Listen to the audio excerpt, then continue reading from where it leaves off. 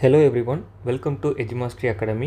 So இந்த வீடியோ யாருக்கு அப்படின்னு பார்த்தீங்கன்னா, யூஜிசி நெட் பொலிட்டிக்கல் சயின்ஸ் ஆஸ்பிரண்ட்ஸ்க்காக ஸ்பெசிஃபிக்காக தமிழில் படித்து எக்ஸாம் அப்ரோச் பண்ணணும்னு நினைக்கிறவங்களுக்காக எஜுமாஸ்ட்ரி அகாடமி சார்பாக ஒரு புது இனிஷியேட்டிவ் லான்ச் பண்ணியிருக்காங்க. ஸோ அந்த இனிஷியேட்டிவோட ஒரு இன்ட்ரடக்ஷன் பார்ட் தான் இந்த வீடியோ. ஸோ வாங்க இந்த வீடியோக்குள்ளே போகலாம். ஸோ எந்த எக்ஸாமுக்கு நம்ம ப்ரிப்பேர் பண்ணுறதுக்கு முன்னாடியும் அந்த எக்ஸாம் பற்றின ஒரு பேசிக் இன்ஃபர்மேஷன், ஒரு ஜென்ரல் அண்டர்ஸ்டாண்டிங் இருக்கிறது வந்து ரொம்ப ரொம்ப important. So UGC net exam பொறுத்த வரைக்கும் எக்ஸாம் பேட்டர்ன் அப்படின்னு பார்த்துக்கிட்டிங்கன்னா, we have 2 பேப்பர்ஸ். ஒன்று வந்து பேப்பர் 1, இன்னொன்று பேப்பர் 2. ஸோ பேப்பர் 1 வந்துட்டு காமன் பேப்பர், எல்லா மேஜருக்கும் வந்துட்டு அது காமனான பேப்பர். பேப்பர் 2 வந்துட்டு நம்மளோட ஸ்பெசிஃபிக்கான சப்ஜெக்ட், நம்ம எதில் மேஜர் பண்ணியிருக்கோமோ அதுலேருந்து கொஷின்ஸ் வரும். ஸோ பேப்பர் 1ல் 15 கொஷின்ஸ் வரும், பேப்பர் 2ல் 100 கொஷின்ஸ் வரும். Each question carries 2 mark. So இது வந்து 200 மார்க், இது வந்து 100 மார்க். டோட்டல் வந்துட்டு 300 மார்க்ஸ்க்கு இந்த எக்ஸாம் வந்துட்டு நடக்க போகுது. அண்ட் 3 hours டோட்டலாக டைம் கொடுத்துருக்காங்க. அண்ட் கம்ப்ளீட்டாக சிபிடி மோடில் நடக்க போகுது. ஸோ இதுதான் யூஜிசி நெட் எக்ஸாமை பொறுத்தளவுக்கு ஒரு பேசிக் அண்டர்ஸ்டாண்டிங். எனக்கு தெரியும் இது நிறைய பேத்துக்கு தெரிஞ்ச விஷயம் தான் அப்படின்னு சொல்லிட்டு, இருந்தாலும் சொல்ல வேண்டியது என்னுடைய கடமை. ஸோ ஃபஸ்ட் டைம் எழுத போகிறவங்களுக்கு இது யூஸ்ஃபுல்லாக இருக்குன்னு சொல்லிட்டு நினைக்கிறேன். ஓகேங்களா? ஸோ இப்போது நமக்கு தெரிஞ்சிருச்சு இந்த எக்ஸாம் வந்துட்டு 300 மார்க்ஸுக்கு நடக்க போகுது அப்படின்னு சொல்லிட்டு. ஸோ பொலிட்டிக்கல் சயின்ஸை பொறுத்தளவுக்கு போன ஜூனில், அதாவது 2025ல் கட் ஆஃப் பார்த்தீங்க அப்படின்னா 236 இருந்துச்சு. எதுக்கு அப்படின்னா ஜேஆர்எஃப்க்கு. பட் டிசம்பரில் பார்த்தீங்க அப்படின்னா அரௌண்ட் 202 வந்துருச்சு. எதுக்கு? ஜேஆர்எஃப்க்கு. நான் சொல்கிறது ஓபிசி கட் ஆஃப். ஓகேங்களா? ஸோ இதுலேருந்து நம்மளால் என்ன புரிஞ்சிக்க முடியுது அப்படின்னா, பேப்பர் வந்துட்டு ரொம்ப கஷ்டமாக இருக்குது. ஸோ அதனால தான் கட் ஆஃப் வந்து ரொம்ப டிராஸ்டிக்காக குறைஞ்சிருக்கு. சரிங்களா? ஸோ இதை வந்து நம்ம ஒரு இன்ஃபரன்ஸாக எடுத்துக்கிறோம். ஸோ இப்போ நம்ம வந்துட்டு ஒரு ரஃப்பான ஒரு கால்குலேஷன் போடலாம். நம்ம வந்து 220 மார்க்ஸ் வந்துட்டு கம்மிங் ஜூன் 2026க்கு கட் ஆஃபாக நம்ம ஃபிக்ஸ் பண்ணிக்கலாம். ஸோ இந்த 220 மார்க்ஸை எப்படி நம்ம எடுக்கலாம் அப்படிங்கிறத வந்துட்டு ஒரு சின்ன ஒரு ரஃப் கால்குலேஷனாக பார்க்கலாம். சரிங்களா? ஸோ இந்த 220ல் பேப்பர் 1 நான் முன்னாடியே சொன்ன மாதிரி 50 கொஷின்ஸ் கேட்பாங்க. அந்த 50 கொஷின்ஸில் 35 கொஷின்ஸ் வந்துட்டு ரொம்ப ஈஸியாக இருக்கும்.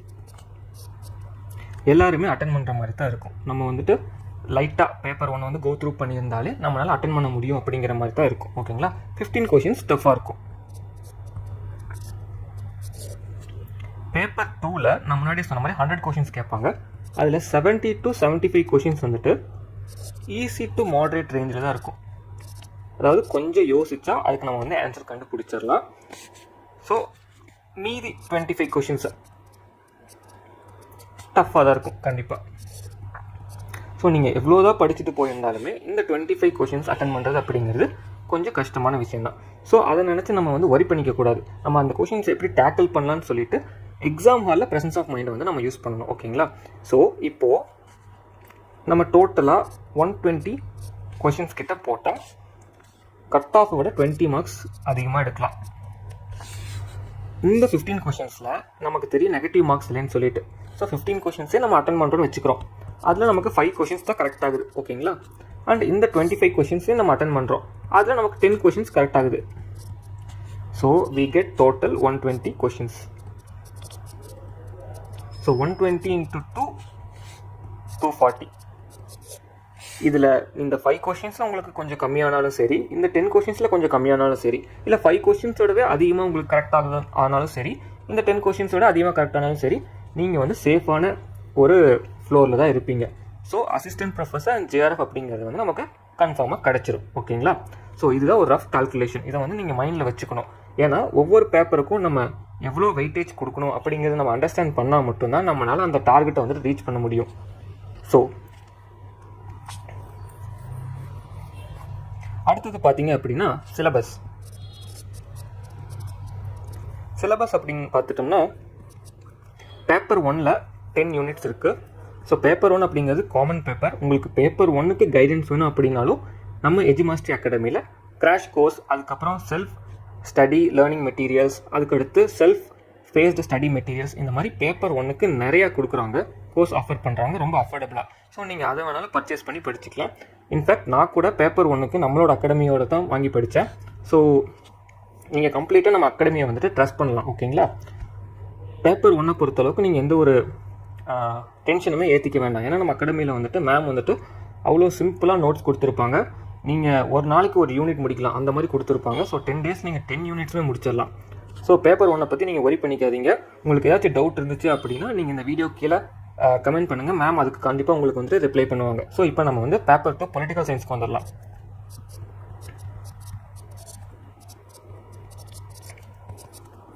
பொலிட்டிக்கல் சயின்ஸில் பார்த்துட்டோம் அப்படின்னா 10 யூனிட்ஸ் இருக்குது. அண்ட் ஒவ்வொரு யூனிட்ஸுக்கு கீழேயுமே நிறைய சப் டாபிக்ஸ் வந்துட்டு இருக்கும். ஸோ நீங்கள் சின்சியராக ப்ரிப்பேர் பண்ணுற மாதிரி இருந்தால் கண்டிப்பாக சிலபஸ் வந்துட்டு கோ த்ரூ பண்ணியிருப்பீங்க.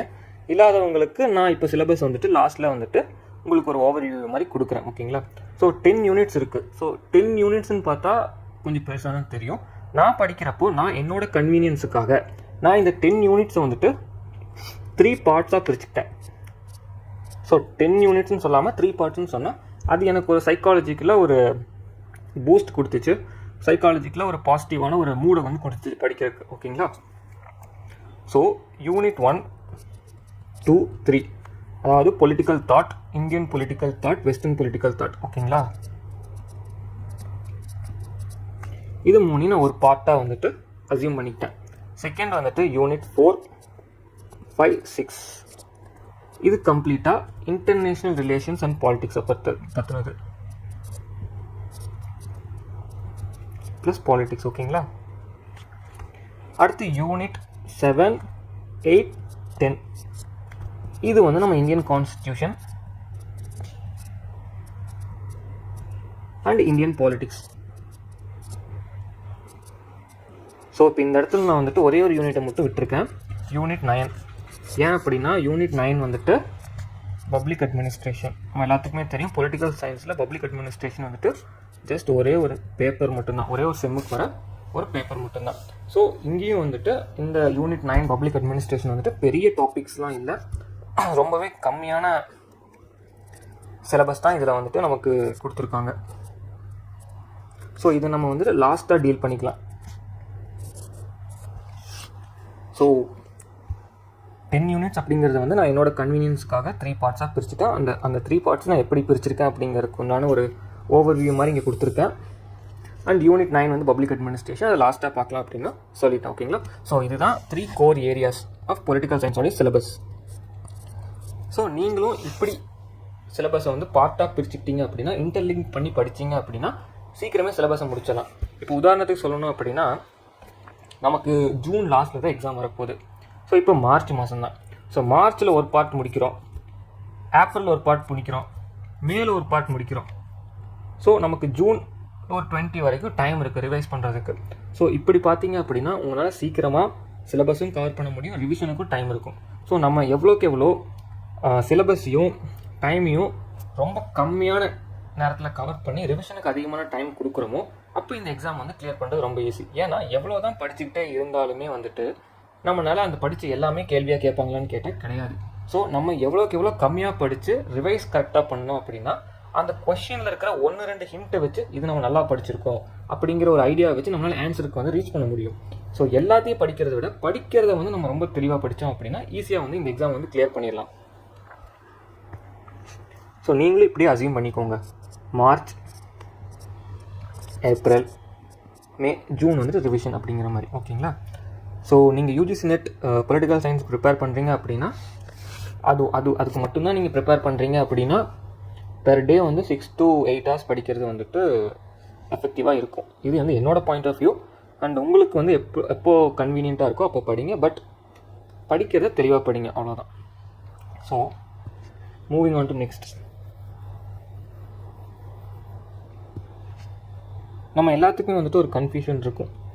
இப்போ இது வந்துட்டு அண்டர்ஸ்டாண்டிங் த எக்ஸாம் பேட்டர்ன்.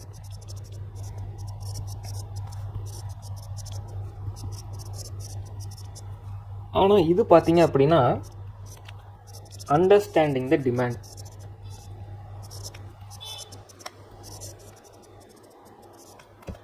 இப்போது ஒரு எக்ஸாமுக்கு படிக்கிறப்போ அந்த எக்ஸாம் வந்துட்டு நம்ம ஒரு கேண்டிடேட் கிட்ட, ஒரு ஆஸ்பிரண்ட் கிட்ட என்ன டிமாண்ட் பண்ணுது அப்படிங்கிறத அண்டர்ஸ்டாண்ட் பண்ணிக்கிறது ரொம்ப ரொம்ப இம்பார்ட்டண்ட். ஓகேங்களா? ஸோ யூஜிசி நெட்டை பொறுத்தளவுக்கு நம்ம 2ஆக பிரிச்சுக்கலாம். ஒன்று கான்செப்ட்ஸ், வர்சஸ் ஃபேக்ட்ஸ்ன்ட்டு. இப்போ நான் சொல்கிறத பார்த்து ஷாக் ஆகிடாதீங்க, இருந்தாலும் சொல்ல வேண்டியது என்னுடைய கடமை. முன்னாடி சொன்ன மாதிரி யூஜிசி நெட்டை பொறுத்தளவுக்கு 70% ஆஃப் கொஷின்ஸ் வந்துட்டு ஃபேக்சுவலாக தான் இருக்கும். நான் ப்ரீவியஸ் இயர் கொஷின்ஸ்லாம் அனலைஸ் பண்ணி வச்சுருக்கேன், அதுவும் உங்களுக்கு காட்டுறேன். அப்போ உங்களுக்கு இன்னும் தெளிவாக அண்டர்ஸ்டாண்ட் பண்ணுறதுக்கு யூஸ்ஃபுல்லாக இருக்கும். ஓகேங்களா? ஸோ 70% வந்துட்டு ஃபேக்சுவலாக இருக்கும், 30% வந்து கான்செப்சுவலாக இருக்கும். அந்த 30%மே நான் சும்மா வெயிட்டேஜ் கொடுக்கணுங்கிறதுக்காக சொல்லியிருக்கேன். ஸோ ஒரு உண்மையான ஃபேக்ட் என்ன அப்படின்னா, வெறும் கான்செப்ட்ஸை மட்டும் வச்சு இந்த எக்ஸாமை உங்களால் கிளியர் பண்ண முடியாது. ஸோ ஃபேக்சுவல் நாலேஜ் வந்து ரொம்ப ரொம்ப இம்பார்ட்டண்ட். நிறைய பேர் யோசிப்பீங்க, எப்படி நான் அவ்வளோ ஃபேக்ட்ஸை வந்துட்டு ஞாபகம் வச்சுக்க போகிறேன் அப்படின்னு சொல்லிட்டு. ஸோ வேறு வழியில் ஞாபகம் வச்சா மட்டும்தான் இந்த எக்ஸாம் வந்துட்டு நம்ம கிளியர் பண்ண முடியும். ஸோ நம்ம ஈஸியாக நிமோனிக்ஸ் மாதிரி ஃபைன் பண்ணி நம்ம அதை ஈஸியாக எப்படி ஞாபகம் வச்சுக்கலாம் அப்படிங்கிறத வந்து போக போக நம்ம வந்துட்டு பார்க்கலாம். சரிங்களா? ஸோ கான்செப்ட்ஸ் வெர்சஸ் ஃபேக்ட்ஸ், இது ரெண்டு பற்றின ஒரு தெளிவான அண்டர்ஸ்டாண்டிங் வந்துட்டு நமக்கு இருக்கணும். கான்செப்சுவல் நாலேஜே வேண்டாமான்னு கேட்டால் அப்படி கிடையாது. கான்செப்ட்ஸ் நமக்கு எந்த அளவுக்கு தெரிஞ்சால் போதுமோ அந்த அளவுக்கு தெரிஞ்சால் போதும். பட் ஃபேக்ட்ஸுக்கு நம்ம கொஞ்சம் இம்பார்ட்டன்ஸ் கொடுக்கணும். அதுதான் இந்த எக்ஸாமோடைய ஒரு மெயின் பாயிண்ட்னு வச்சுக்கலாம். ஸோ இதுதான் நான் கான்செப்ட் வெர்சஸ் ஃபேக்ட்ஸ் சொல்லணும் அப்படின்னு சொல்லிட்டு நினச்சேன். ஓகேங்களா? நான் உங்களுக்கு வந்துட்டு காட்டுறேன் கொஷின்ஸ் வந்துட்டு எப்படி ஃபேக்சுவலாக இருக்குது அப்படின்னு சொல்லிட்டு. ஸோ வெயிட் பண்ணுங்கள்.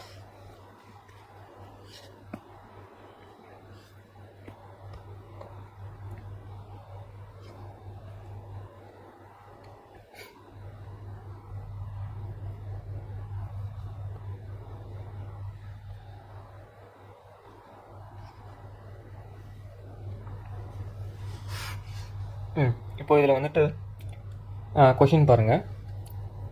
பிரசிடென்ட்ஸ் ஆஃப் இந்தியா அவங்களோட டென்யூர். ஸோ இப்போ இந்த அளவுக்கு நம்ம வந்து ஃபேக்சுவலாக படித்தா மட்டும்தான் இந்த கொஷின் வந்து நம்மளால் ஆன்சர் பண்ண முடியும். ஸோ இயர் பை இயர் நம்ம படிக்கணும். அப்படி இல்லைன்னா இவங்களோட க்ரோனாலஜிக்கல் ஆர்டர் தெரியணும். தெரிஞ்சால் கெஸ் பண்ணி நம்ம இதை வந்து போட்டுடலாம். ஓகேங்களா? அடுத்து செகண்ட் கொஷின் பாருங்கள்.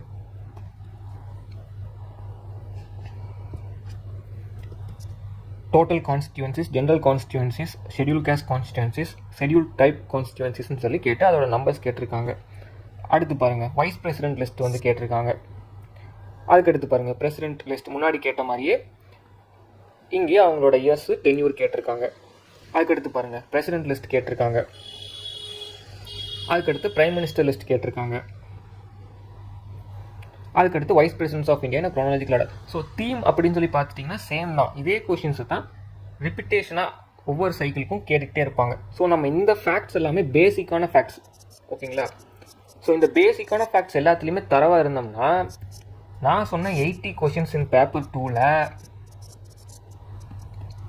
20 கொஷின்ஸ் இப்படி பேசிக் கொஷின்ஸ், பேசிக் ஃபேக்ட்ஸாகவே கேட்பாங்க. அதாவது prime ministers list, president list, vice president list, speaker of Lok Sabha list, அதுக்கடுத்து deputy speaker of Rajya Sabha list, attorney general list, chief election commissioner list.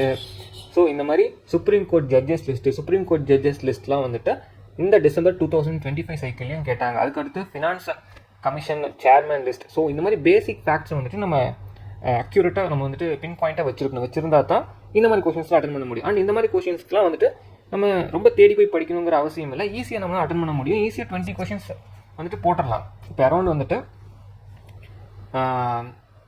போன டிசம்பர் சைக்கிளே கிட்டத்தட்ட 11 கொஷின்ஸ் பக்கம் இதில் கேட்டாங்கன்னு நினைக்கிறேன். ஸோ இதுலேயே உங்களுக்கு வந்து என்னென்னா 22 மார்க்ஸ் அப்படிங்கிறது ஈஸியாக வந்துடும்.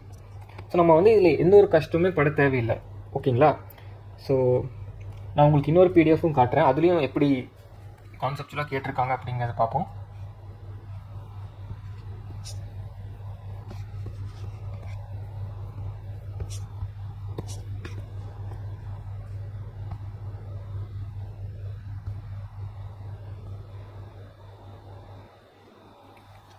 ஸோ இதெல்லாம் வந்துட்டு டிசம்பர் 2025 சைக்கிளில் கேட்டது பார்த்தீங்களா? ஸோ நான் சொன்ன மாதிரி ஃபினான்ஸ் கமிஷன் சேர்மன்ஸ் பற்றி கேட்டிருக்காங்க, அட்டார்னி ஜெனரல் பற்றி கேட்டிருக்காங்க, அடுத்து ஸ்பீக்கர்ஸ் ஆஃப் லோக்சபா பற்றி கேட்டிருக்காங்க, சீஃப் எலெக்ஷன் கமிஷனர்ஸ் பற்றி முன்னாடி கேட்டிருக்காங்க, சீஃப் ஜஸ்டிஸ் ஆஃப் இந்தியா பற்றி கேட்டிருக்காங்க, ஸ்பீக்கர்ஸ் ஆஃப் லோக்சபாக்கு முன்னாடி கேட்டிருக்காங்க, ஸ்பீக்கர்ஸ் ஆஃப் லோக்சபா திரும்ப முன்னாடி கேட்டிருக்காங்க. ஸோ ப்ரீவியஸ் இயர் கொஷின்ஸ் அப்படிங்கிறது வந்துட்டு ரொம்ப ரொம்ப இம்பார்ட்டன்ட். அந்த தீம் வந்து சேம் தான். ஃபினான்ஸ் கமிஷன் சேர்மன் வந்துட்டு இன்னும் ரிவர்ஸ் க்ரோனாலஜிக்கல் ஆர்டர் கேட்டிருக்காங்க. இதே கொஷின் தான் இந்த வருஷமும் கேட்டிருக்காங்க.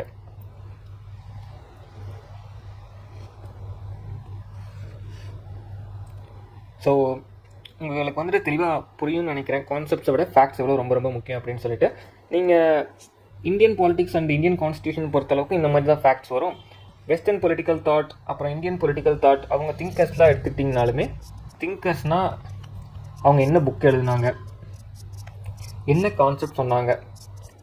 உதாரணத்துக்கு சொல்லணும் அப்படின்னா அண்ணா ஹார்டன்ட்னு ஒருத்தங்க இருக்காங்க வெஸ்டர்ன் பொலிட்டிக்கல் தாட்டில். இப்படி 2-3 பாக்ஸ் மாதிரி கொடுத்து இங்கே ஒரு 2 திங்கர் கொடுத்துருவாங்க, இங்கே ஒரு கொடுத்து அவங்களோட கான்செப்ட், இப்போது உதாரணத்துக்கு பனாலிட்டி ஆஃப் ஈவில்னு கொடுத்துருவாங்க. ஸோ மேட்ச் த ஃபாலோயிங் மாதிரி கேட்பாங்க. ஸோ நம்ம இதுக்கு வந்துட்டு மேட்ச் பண்ணுற மாதிரி இருக்கும். ஓகேங்களா? ஸோ இதுக்கு வந்துட்டு நீங்கள் கான்செப்சுவல் நாலேஜ் உங்களுக்கு தேவையான்னு கேட்டால் பனாலிட்டி ஆஃப் ஈவில்ங்கிறது என்னென்னு தெரிஞ்சால் போதும். ஆனால் அது உங்களுக்கு புரியாட்டி அதை புரிஞ்சிக்கிட்டே ஆகணும், அப்போ தான் இந்த எக்ஸாம் என்னால் கிளியர் பண்ண முடியும் அப்படின்னு நினச்சா அப்படி கிடையாது. சரிங்களா? ஸோ இந்த எக்ஸாமை பொறுத்தளவுக்கு ஃபேக்ட்ஸ் வந்துட்டு ரொம்ப ரொம்ப இம்பார்ட்டண்ட். அதனால தான் நான் இந்த கான்செப்ட் விசஸ் ஃபேக்ட்ஸுக்கு ஒரு 5 minutes ஒதுக்கி வந்து நான் சொல்லிட்டுருக்கேன். ஏன்னா நீங்கள் அண்டர்ஸ்டாண்ட் பண்ணிக்கணும், இந்த எக்ஸாம் வந்துட்டு ஃபேக்ட்ஸ் இருந்தால் மட்டும்தான், ஃபேக்ட்ஸ் உங்கள் கையில் பின் பாயிண்ட்டாக இருந்தால் மட்டும்தான் கிளியர் பண்ண முடியும். ஓகேங்களா? So moving on to the next one, common mistakes of students. So இந்த காமன் மிஸ்டேக்ஸ் ஆஃப் ஸ்டூடெண்ட்ஸ் அப்படிங்கிறது நான் எதுலேருந்து எடுத்திருக்கேன் அப்படின்னா, நான் என்னோடய ஜேர்னியில் என்னோடய ஃப்ரெண்ட்ஸ் கிட்ட நான் பார்த்ததை வச்சு சில காமன் மிஸ்டேக்ஸ் வந்துட்டு நான் வந்துட்டு இங்கே வந்துட்டு சொல்ல போகிறேன். ஃபஸ்ட் வந்துட்டு ரிலையிங் ஆன் மெனி சோர்சஸ். நீங்கள் பொலிட்டிக்கல் சயின்ஸை ஃபுல்லாக படிக்கணும்னு நினச்சிங்கன்னா அது ரொம்ப கஷ்டம். ஏன்னா அவ்வளோ திங்கர்ஸ் இருக்காங்க, அவ்வளோ ஐடியாலஜிஸ் இருக்குது, அவ்வளோ கான்செப்ட்ஸ் இருக்குது. அண்ட் அதே மாதிரி யூஜிசி நெட் அப்படின்னு சொல்லிட்டு நிறையா பிடிஎஃப், டெலகிராம் சேனல்ஸு, ஃப்ரீ பிடிஎஃப்ஸு, இந்த மாதிரி நிறையா கொடுக்குறாங்க அட்வர்டைஸ்மெண்ட் பண்ணுறதுக்காக. இந்த மாதிரி எல்லா சோர்ஸையும் நீங்கள் வந்துட்டு டிபெண்ட் பண்ணி இருந்தீங்க அப்படின்னா உங்களால் வந்து எல்லா சோர்ஸையும் வந்துட்டு படிக்க முடியாது. அண்ட் அது எல்லாத்தையுமே உங்களால் ஞாபகம் வச்சுக்கவும் முடியாது. ஸோ என்னோடய சஜஷன் என்ன அப்படின்னா, ஏதோ ஒரு சோர்ஸை வந்துட்டு ஃபாலோ பண்ணுங்கள். ஓகேங்களா? ஏதோ டெலிகிராம் சேனல் நீங்கள் ஃபாலோ பண்ணுறதுனாலும் சரி, இல்லாட்டி ஏதோ ஒரு புக்கை வந்துட்டு ஃபாலோ பண்ணுறதுனாலும் சரி, பட் ரிசோர்ஸை வந்து ரொம்ப ரொம்ப மினிமலாக வச்சுக்கோங்க. ஓகேங்களா? ஸோ இது வந்து நான் வந்து ஃபஸ்ட்டு மிஸ்டேக்காக பார்க்குறேன். ஏன்னா என்னோட நிறையா ஃப்ரெண்ட்ஸ் எல்லாம் என்ன பண்ணாங்க அப்படின்னா, அவங்க டெலகிராமில் இருக்கிற ஒரு 50 சேனல்லையும் மெம்பராக இருப்பாங்க. ஸோ 50 சேனல்லையும் தினைக்கு என்ன நடக்குது, என்ன போட்டிருக்காங்க, இதெல்லாம் வந்துட்டு அவங்களுக்குள்ளேயே ஷேர் பண்ணிக்குவாங்க. ஸோ அது வந்துட்டு நம்மளால் அது வந்து எஃபெக்டிவாக இருக்காது, அவ்வளோதான். ஓகேங்களா? ஸோ செகண்ட் மிஸ்டேக் என்ன அப்படின்னா, சோர்ஸ் புக் படித்தா தான் இந்த எக்ஸாமை கிளியர் பண்ண முடியுமா அப்படின்னு சொல்லிட்டு நிறைய பேருக்கு டவுட் இருக்கும். குறிப்பாக சொல்லணும் அப்படின்னா, பொலிட்டிக்கல் சயின்ஸில் வந்துட்டு political theory by O P Gauba, அதுக்கடுத்து குளோபல் பாலிட்டிக்ஸ்க்கு ஆண்ட்ரியூ ஹேவுடு, இந்த மாதிரி நிறைய பெரிய பெரிய புக்ஸ்லாம் இருக்குது. ஸோ எந்த புக்ஸுமே நான் வந்து படிக்கலாம், எந்த புக்ஸுமே எங்கிட்ட இல்லை. ஓகேங்களா? Still I can able to clear this exam. எப்படி அப்படின்னு பார்த்தோம் அப்படின்னா, இந்த புக்ஸ் எல்லாமே 300 to 400 pages மினிமலாக இருக்கும். அண்ட் இந்த புக்ஸை நீங்கள் படித்து முடிக்கிறதுக்கே அப்படியே 1 monthலேருந்து 1.5 months ஆயிரும். அண்ட் ஃபஸ்ட் ரீடிங் பண்ணிங்க அப்படின்னா ஒன்றுமே மண்டையில் ஞாபகம் இருக்காது. ஸோ அது வந்துட்டு படிக்கிறது வந்துட்டு வேஸ்ட். ஸோ நம்ம வந்துட்டு ஒவ்வொரு சிலபஸில் இருக்கிற ஒவ்வொரு வேர்டையும் டீகோட் பண்ணி அதுக்குண்டான கான்செப்ட்ஸ் என்ன, அதுக்குண்டான ஃபேக்ட்ஸ் என்ன, அந்த கான்செப்ட்லேருந்து எப்படி ஃபேக்ட்ஸ் கேட்கலாம் அப்படிங்கிறது வந்து டீகோட் பண்ணி படிச்சுக்கோம். அப்படி படிச்சிட்டோம் அப்படின்னா நமக்கு எது எக்ஸாம் பாயிண்டில் தேவையோ அதை மட்டும் நம்ம படிச்சிடும். மற்ற எதுவுமே நம்ம வந்துட்டு வேஸ்ட்டாக போய் உள்ளுக்குள்ளே போய் தேவையில்லாதெல்லாம் படிக்க மாட்டோம். சரிங்களா? ஸோ சோர்ஸ் புக் அப்படிங்கிறது நீங்கள் முன்னாடியே படிச்சிருக்கீங்க அப்படின்னா ஓகே, பட் இனிமேல் தான் நான் ஸ்டார்ட் பண்ண போகிறேன் இந்த ஜூன் 2026 அப்படின்னா என்னோட அட்வைஸ் என்ன அப்படின்னா, கண்டிப்பாக அது தேவையில்லை. நீங்கள் நம்மளோட இந்த கோர்ஸை ஃபாலோ பண்ணிங்க அப்படின்னாலே உங்களுக்கு எல்லாமே கவர் ஆகிடும். ஓகேங்களா? ஸோ இது 2 தான் நான் மெயின் மிஸ்டேக்ஸாக வந்துட்டு பார்க்குறேன். அண்ட் 3வது பார்த்தீங்க அப்படின்னா, நிறைய பேர்த்துக்கு ஒரு தாட் இருக்கும், டெஸ்ட் சீரிஸ் வந்துட்டு நம்ம நிறையா போடணும் அப்படின்னு சொல்லிட்டு. நீங்கள் சொன்னால் நம்ப மாட்டீங்க, நான் ஒரு டெஸ்ட் சீரிஸ் கூட அட்டன் பண்ணதில்லை. நான் எக்ஸாமில் தான் என்னோடய ஃபஸ்ட் யூஜிசி நெட் டெஸ்ட்டே நான் எழுதுறேன்னு வச்சுக்கலாம். சரிங்களா? ஸோ டெஸ்ட் சீரிஸ் அப்படிங்கிறது நீங்கள் எல்லா இடத்துலையும் போடணும், டெஸ்ட் சீரிஸ் தான் இம்பார்ட்டண்ட்டான ஒரு சோர்ஸ் ஆஃப் நாலேஜ். கரெக்ட் தான், இம்பார்ட்டண்ட் ஒரு சோர்ஸ் ஆஃப் நாலேஜ் தான். பட் டெஸ்ட் சீரிஸ் போட்டால் தான் இந்த எக்ஸாமெல்லாம் கிளியர் பண்ண முடியுமா அப்படின்னு கேட்டால் கிடையாது. ஸோ இந்த டெஸ்ட் சீரீஸ்லேயே வந்துட்டு பிஒய்க்யூஸ் டெஸ்ட் வந்துட்டு நீங்கள் போடுறது ரொம்ப ரொம்ப பெஸ்ட். ஏன் அப்படின்னா பிஒய்க்யூஸ் டெஸ்ட் நீங்கள் போடுறது வந்துட்டு உங்களுக்கு அந்த எக்ஸாமோடைய டிமாண்டை வந்துட்டு அண்டர்ஸ்டாண்ட் பண்ணிக்க யூஸ்ஃபுல்லாக இருக்கும். ஸோ நீங்கள் ப்ரிப்பேர் பண்ணுறப்போ இந்த எக்ஸாம் என்ன டிமாண்ட் பண்ணுது அப்படிங்கிறதுக்கு ஏற்ற மாதிரி உங்களோட ப்ரிப்பரேஷன் ஜேர்னியை அது வந்து கட்டமைக்க வைக்கும். ஸோ அது வந்து நம்மளுக்கு வந்து ரொம்ப ரொம்ப யூஸ்ஃபுல். ஸோ டெஸ்ட் சீரிஸ் அப்படிங்கிறது பிஒய்க்யூஸ் பேஸ்டாக இருக்கிற மாதிரி செலக்ட் பண்ணிக்கோங்க. சரிங்களா? 4th வந்துட்டு யூஜிசி நெட் அப்படிங்கிறது வந்துட்டு ஒரு குவாலிஃபிகேஷன் எக்ஸாம் தான். ஸோ இந்த எக்ஸாமுக்கு வந்துட்டு ரொம்ப ப்ரெஷர் கொடுத்துக்காதீங்க. நீங்கள் எவ்வளோக்கு எவ்வளோ காமாக இருக்கீங்களோ, எவ்வளோக்கு எவ்வளோ ப்ரெஷர் இல்லாமல் மைண்டை வந்து ரிலாக்ஸ்டாக வச்சுருக்கீங்களோ, அவ்வளோக்கு எவ்வளோ எக்ஸாமில் வந்துட்டு ஆன்சர்ஸை வந்து நம்மளால் ஈஸியாக ஃபைண்ட் பண்ணிட முடியும். ஏன்னா யூபிஎஸ்சி மாதிரியோ இல்லை மற்ற எஸ்எஸ்சிஸ், அதுக்கடுத்து ஸ்டேட் பப்ளிக் சர்வீஸ் கமிஷன்ஸ் மாதிரியோ இந்த எக்ஸாம் வந்துட்டு அனலிட்டிக்கலாக இருக்காது. ஓகேங்களா, ஃபேக்சுவலாக தான் இருக்கும். ஸோ கொஞ்சம் யோசிச்சோம்னாலே இது இப்படி நடந்திருக்குமா அப்படிங்கிற மாதிரி, இந்த இடத்துல இந்த காலகட்டத்தில் இது நடந்திருக்குமா அப்படிங்கிற மாதிரி யோசிச்சோம்னாலே நம்மளால் வந்து இந்த எக்ஸாம் வந்து ஈஸியாக கிளியர் பண்ணிட முடியும். ஸோ ரொம்ப வந்துட்டு டென்ஷன், ப்ரெஷர் இதெல்லாமே ஏற்றுக்காதீங்க. அண்ட் 3 months டைம் அப்படிங்கிறது வந்து ரொம்ப ரொம்ப போதுமான டைம். ஒரு பிகினருக்கு கூட 3 months டைம் அப்படிங்கிறது போதுமான டைம். ஸோ நீங்கள் இப்போ தான் ப்ரிப்பேர் பண்ண ஸ்டார்ட் பண்ணுறீங்க அப்படின்னாலுமே ஒரு ப்ராப்ளமும் இல்லை. டெய்லி 6 to 8 hours எஃபெக்டிவாக படிச்சிங்க அப்படின்னாலே இந்த எக்ஸாமில் கண்டிப்பாக உங்களால் ஜேஆர்எஃப் கிராக் பண்ண முடியும். ஓகேங்களா, ஸோ இதுதான் நான் வந்து என்னோடய ஃப்ரெண்ட்ஸ்கிட்ட வந்துட்டு ஐடென்டிஃபை பண்ணது. அண்ட் லாஸ்ட்டாக இன்னும் ஒரே ஒரு மிஸ்டேக் வந்துட்டு நான் பண்ணேன். ஸோ அதை வந்து நான் சொல்லணும்னு நினைக்கிறேன். என்னது அப்படின்னா, கான்செப்ட்ஸுக்கு நான் அதிக வெயிட்டேஜ் கொடுத்தேன். இப்போது ஒரு திங்கர் இருக்காங்க அப்படின்னா அந்த திங்கரோட எல்லா கான்செப்ட்ஸுமே படிப்பேன். அந்த திங்கரும் இன்னொரு திங்கரும் அவங்க கான்செப்டில், அவங்க ஐடியாஸில் எந்த இடத்துல டிஃபர் ஆகுறாங்க இந்த மாதிரி படிப்பேன். ஸோ எல்லா திங்கரோட எல்லா கான்செப்டையும் புரிஞ்சுக்கணும்னு நினச்சி ட்ரை பண்ணி படித்தேன். ஆனால் எக்ஸாமில் ஒரு கொஷின் கூட அப்படி கான்செப்டெல்லாம் வரல. அண்ட் உங்களுக்கு சொல்லணும் அப்படின்னா, நம்மளுக்கு வந்து மொத்தம் 10 units இருக்கா. Unit 1, Unit 2, Unit 3 இதை நான் உங்களுக்கு சொன்னேன். ஏன்னா Indian political thought, western political thought and Unit 4, 5, 6, Unit 7, 8, 10, Unit 9 வச்சுக்கோங்க. இங்கே இப்போது Unit 9லேருந்து எவ்ரி சைக்கிள் வந்து மிஞ்சி போனால் 7 to 8 கொஷின்ஸ் கேட்பாங்க. இதே அதிகபட்சம் நான் சொல்கிறது, சரிங்களா. இதிலிருந்து பார்த்தீங்க அப்படின்னா மொத்தம் 3 யூனிட்டுமே சேர்த்து ஒரு 20லேருந்து 22 கொஷின்ஸ் கேட்பாங்க. அண்ட் வெயிட்டேஜ் எதுக்குன்னு பார்த்தீங்க அப்படின்னா இதுக்கு தான். 40 கொஷின்ஸ் இதில் தான் கேட்பாங்க, 40 கொஷின்ஸ் இதில் தான் கேட்பாங்க. ஸோ இதுலேருந்து என்ன தெரியுது, ஃபஸ்ட்டு இந்த political thought, Indian political thought, western political thought இதுக்கு வந்து வெயிட்டேஜ் வந்துட்டு ரொம்பவே கம்மி தான். ஸோ நம்மளோட வெயிட்டேஜ் வந்து எதுக்கு அதிகமாக கொடுக்கணும்னா இந்த Unit 4, 5, 6 அண்ட் Unit 7, 8, 10க்கு தான் நம்ம வெயிட்டேஜ் வந்து அதிகமாக கொடுக்கணும். அண்ட் இந்த 2 பார்ட்லேயுமே வந்துட்டு ஃபேக்ட்ஸ் தான் அதிகமாக கேட்குறாங்க. உதாரணத்துக்கு சொல்லணும்னா அப்படின்னா இன்டர்நேஷ்னல் ரிலேஷன்ஸ் பொறுத்தளவுக்கு நமக்கு வந்து ஈவெண்ட்ஸ் நிறையா கேட்குறாங்க. World War I எப்போ நடந்துச்சு, World War II எப்போ நடந்துச்சு, கோல்டு வார் எப்போ ஸ்டார்ட் ஆச்சு, எப்போ முடிஞ்சிச்சு, இந்தியா எப்போ வந்துட்டு எல்பிஜி ரிஃபார்ம்ஸை வந்துட்டு அடாப்ட் பண்ணாங்க, இந்த மாதிரி ஃபேக்சுவலாக அந்த இயர்ஸ் வச்சு கேட்குறாங்க. அதே மாதிரி Part 3ல் வந்துட்டு உங்களுக்கு நான் அப்ளை காமிச்சது போல் president list, prime ministers list, speaker list, இந்த மாதிரி லிஸ்ட்டு கேட்குறாங்க. அதுக்கடுத்து ஆர்டிகல்ஸ் கேட்குறாங்க. பார்ட்ஸ் வந்துட்டு கொடுத்துட்டு இது வந்து இந்தியன் கான்ஸ்டியூஷனில் என்ன, Part 2 அப்படின்னா சிட்டிசன்ஷிப், Part 3 அப்படின்னா ஃபண்டமெண்டல் ரைட்ஸ், Part 4 அப்படின்னா ஃபண்டமெண்டல் டியூட்டிஸ், இந்த மாதிரி மேட்ச் த ஃபாலோயிங் அந்த மாதிரி தான் கேட்குறாங்க. ஸோ இது இப்போது வெயிட்டேஜ் வந்துட்டு இதுக்கு 40, இதுக்கு 40ன்னு தெரிஞ்சிருச்சு. ஸோ நான் கான்செப்ட்ஸுக்கு வந்து ரொம்ப இம்பார்ட்டன்ஸ் கொடுத்தேன். என்னோடய ப்ரிப்பரேஷனில் மேஜர் டைம் வந்து கான்செப்ட்ஸுக்கு வந்து நான் அதிகமாக ஒதுக்கணும். அண்ட் கான்செப்ட்ஸ் எனக்கு வந்து அவ்வளோவா ஹெல்ப் பண்ணல. ஸோ நான் வந்து இந்த 3 months நீங்கள் வந்து ஈஸியாக இந்த எக்ஸாம் வந்து கிராக் பண்ணோம் அப்படின்னா அதுக்கு வந்து ஃபேக்ட்ஸ் ரொம்ப ரொம்ப இம்பார்ட்டன்ட். ஸோ நான் என்னோடய ஜேர்னியில் இந்த ஃபேக்ட்ஸை வந்துட்டு எப்படி உங்களுக்கு இன்கல்கேட் பண்ணலாம் அப்படின்னு சொல்லி ஒரு சின்ன ஐடியா மாதிரி யோசிச்சு வச்சுருக்கேன். ஸோ அதை வந்து நான் போக போக இந்த கோர்ஸில் வந்துட்டு உங்களுக்கு சொல்லுவேன்.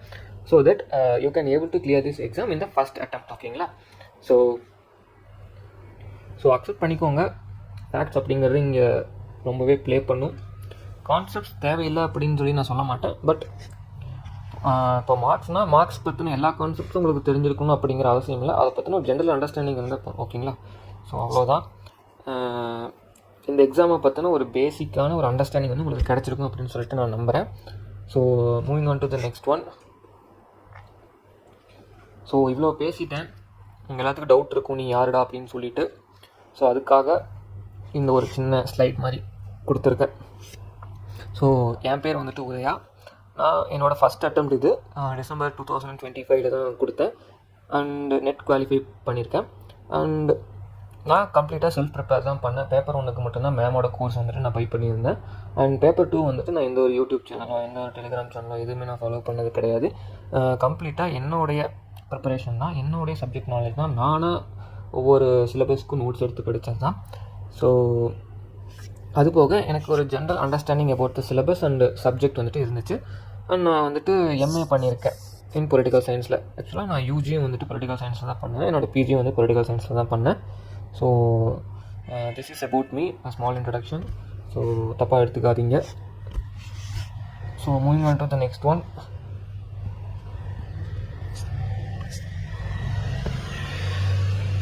How I will teach you. So நான் வந்துட்டு இவ்வளோ சொல்லியிருக்கேன். ஸோ எப்படி உங்களுக்கு ஈஸியாக நான் சொல்லித் தருவேன் அப்படிங்கிறத சொல்கிறது என்னுடைய கடமை. ஸோ இப்போ பார்த்துட்டோம் அப்படின்னா வெஸ்டர்ன் பொலிட்டிக்கல் தாட்டில் கிட்டத்தட்ட ஒரு 18 திங்கர்ஸ் இருக்காங்க. இந்தியன் பொலிட்டிக்கல் தாட்லேயும் கிட்டத்தட்ட ஒரு 18 திங்கர்ஸ் இருக்காங்க. சரிங்களா? ஸோ நம்ம எவ்ரிடே ஒன் திங்கர் கவர் பண்ணுறோம். ஸோ ஒன் திங்கர் அப்படிங்கிறது ரொம்ப பெரிய விஷயம் கிடையாது, ரொம்பவே சிம்பிள் தான். ஸோ அந்த திங்கருடைய கான்செப்ட்ஸ், அந்த கான்செப்ட்ஸ் எல்லாத்தையும் நான் வந்து கதை மாதிரி சொல்லிடுவேன். ஸோ தட் அது உங்களுக்கு ஈஸியாக புரிஞ்சுக்கணும். இன்னொன்று அதை நீங்கள் ஞாபகம் வச்சுக்கணுங்கிற அவசியமும் கிடையாது. ஓகேங்களா? அண்ட் அவர் எழுதின புக்ஸ் கொடுத்துருவேன்.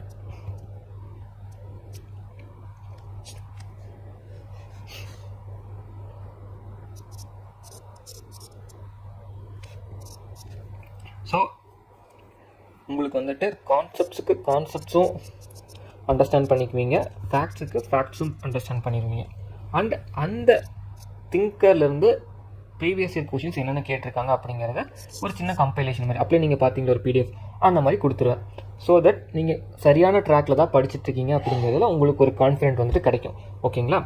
ஸோ இப்படி தான் நான் வந்து சொல்லிக் கொடுக்க போகிறேன். Simple explanations of core concepts. உங்களுக்கு உதாரணத்துக்கு சொல்லணும் அப்படின்னா, நான் முன்னாடி சொன்ன மாதிரி அண்ணா ஹார்டன்ட் வந்துட்டு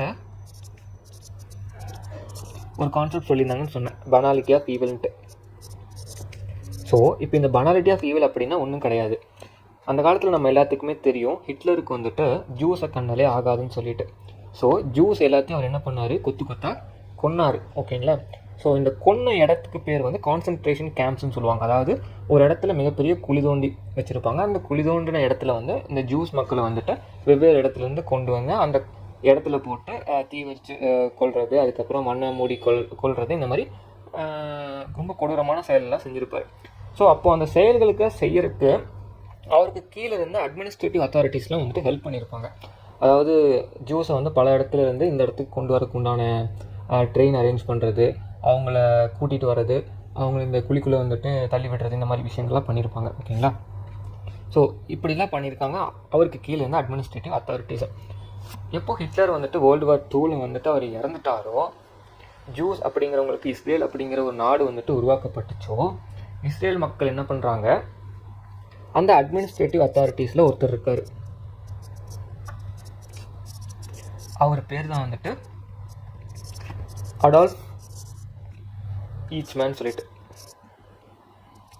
ஸோ இவர் என்ன பண்ணுறாரு அப்படின்னா, இவர் தான் அந்த கான்சன்ட்ரேஷன் கேம்ப்ஸ்க்கெலாம் வந்துட்டு மக்களை வந்துட்டு அனுப்பி வைக்கல ஒரு முக்கியமான ஆள்னு வச்சுக்கலாம். சரிங்களா? ஸோ இவரை வந்து என்ன பண்ணுறாங்கன்னா தேடி கண்டுபிடிக்கிறாங்க. யார்? ஜூ மக்கள். ஹிட்லர் இறந்ததுக்கப்புறம் இவர் வந்து சவுத் அமெரிக்காவில் ஒரு கண்ட்ரியில் போய் தலைமறைவாக வாழ்ந்துட்டுருக்காரு. இருந்தாலும் ஜூஸ் கண்டுபிடிச்சிட்டாங்க. இவரை வந்து என்ன பண்ணுறாங்க அப்படின்னா 1963 வந்துட்டு இஸ்ரேல் கொண்டு வராங்க. அங்கே வந்து ஒரு ட்ரையல் நடக்குது கோர்ட்டில். ஸோ அப்போ வந்து இந்த அண்ணா ஹார்டன்ட் அப்படிங்கிறவங்க வந்துட்டு ஒரு ஜூ, இவங்க வந்து ஜெர்மனியில் தான் பிறந்திருப்பாங்க. ஸோ இவங்க ஹிட்லருக்கு பயந்துட்டு இவங்க பிறந்து கொஞ்ச நாளில் வந்துட்டு ஃப்ரான்ஸில் போய் வாழ்வாங்க. அப்புறம் ஃப்ரான்ஸ் வந்து USA போயிடுவாங்க. சரிங்களா? ஸோ USAவில் இருந்துட்டு நான் இந்த ஈச்மேனை பார்த்தே ஆகணும் அப்படிங்கிறதுக்காக இந்த ட்ரையல் நடக்கிற இடத்துக்கு வருவாங்க. இவங்க என்ன நினச்சிட்டு வருவாங்க அப்படின்னா, ஈச்மேன் ரொம்ப கொடூரமாக இருப்பார், ஏன்னா இத்தனை பேர்த்த வந்து கொலை பண்ணுறதுக்கு ஏற்பாடு பண்ணுறாங்க அப்படின்னா அவர் வந்து ரொம்ப கொடூரமான ஆளாக இருப்பார், அந்த உருவத்தை வந்து நான் பார்த்தே ஆகணும் அப்படின்னு சொல்லிட்டு வராங்க. ஸோ வந்து பார்த்தப்ப தெரியுது அவங்களுக்கு ஈச்மேன் அப்படிங்கிறவர் ஒரு சாதாரண ஆளாக இருக்கார். அவர் வந்துட்டு அவர் எந்த ஒரு கொடூரமான முகமோ இல்லை எந்த ஒரு விகாரமான முகமோ இல்லாமல் ஒரு சராசரி மனிதனை போல், ஒரு அப்பாவியான மனிதனை போல் முகத்தோற்றத்தோடு வந்துட்டு இருக்கார். அப்போது அவங்களுக்குள்ள ஒரு கேள்வி வந்துச்சு, என்ன அப்படின்னா, கொடூரமான செயல்களை வந்துட்டு செய்யறதுக்கு கொடூரமான முகமோ இல்லை கொடூரமான குணங்களோ இருக்கணும்ட்டு அவசியம் கிடையாது. ஒரு சாதாரண மனிதனால் கூட மிகப்பெரிய கொடூரமான விஷயங்களை வந்துட்டு செய்ய முடியும் அப்படிங்கிறத வந்துட்டு அவங்க வந்து சொல்கிறாங்க. அந்த கான்செப்டுக்கு பேர் தான் பனாலிட்டி ஆஃப் ஈவில். ஓகேங்களா? ஸோ பனாலிட்டி ஆஃப் ஈவில், பனால் அப்படின்னா அதுக்கு என்ன அர்த்தம் அப்படின்னா காமன், ஆர்டினரி அப்படிங்கிறது அர்த்தம். ஓகேங்களா? ஸோ இந்த மாதிரி கான்செப்ட்ஸை வந்துட்டு நம்ம சிம்பிளாக புரிஞ்சுப்போம். ஸோ இந்த பனாலிட்டி ஆஃப் ஈவிலுங்கிற கான்செப்டை நான் எப்படி உங்களுக்கு சொல்லணும், இதே மாதிரி ஒவ்வொரு திங்கரோடைய ஒவ்வொரு கான்செப்டையும் சொல்லிடுவேன். ஸோ உங்களுக்கு இது கதை மாதிரி சொல்கிறங்காட்டி உங்களுக்கு நினைவில் இருந்துடும்.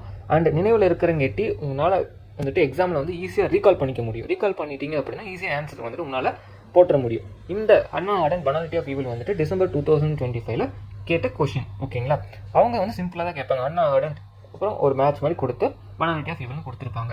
பட் இந்த கான்செப்ட் உங்களுக்கு நான் சொல்கிறேன் கேட்டி, கான்செப்ட் உங்களுக்கு பின்னாடி நீங்கள் வந்துட்டு ஜேஆர்எஃப்ஓ இல்லை அசிஸ்டன்ட் ப்ரொஃபஸரோ ஆனதுக்கப்புறம் நீங்கள் உங்கள் ஸ்டூடெண்ட்ஸ்க்கு எக்ஸ்பிளைன் பண்ணுறக்கோ இல்லை பிஹெச்டி பண்ணுறதுக்கோ உங்களுக்கு யூஸ்ஃபுல்லாகவும் இருக்கும். ஓகேங்களா, ஸோ இது வந்துட்டு ஒரு செகண்ட் டைப். ஓகேங்களா,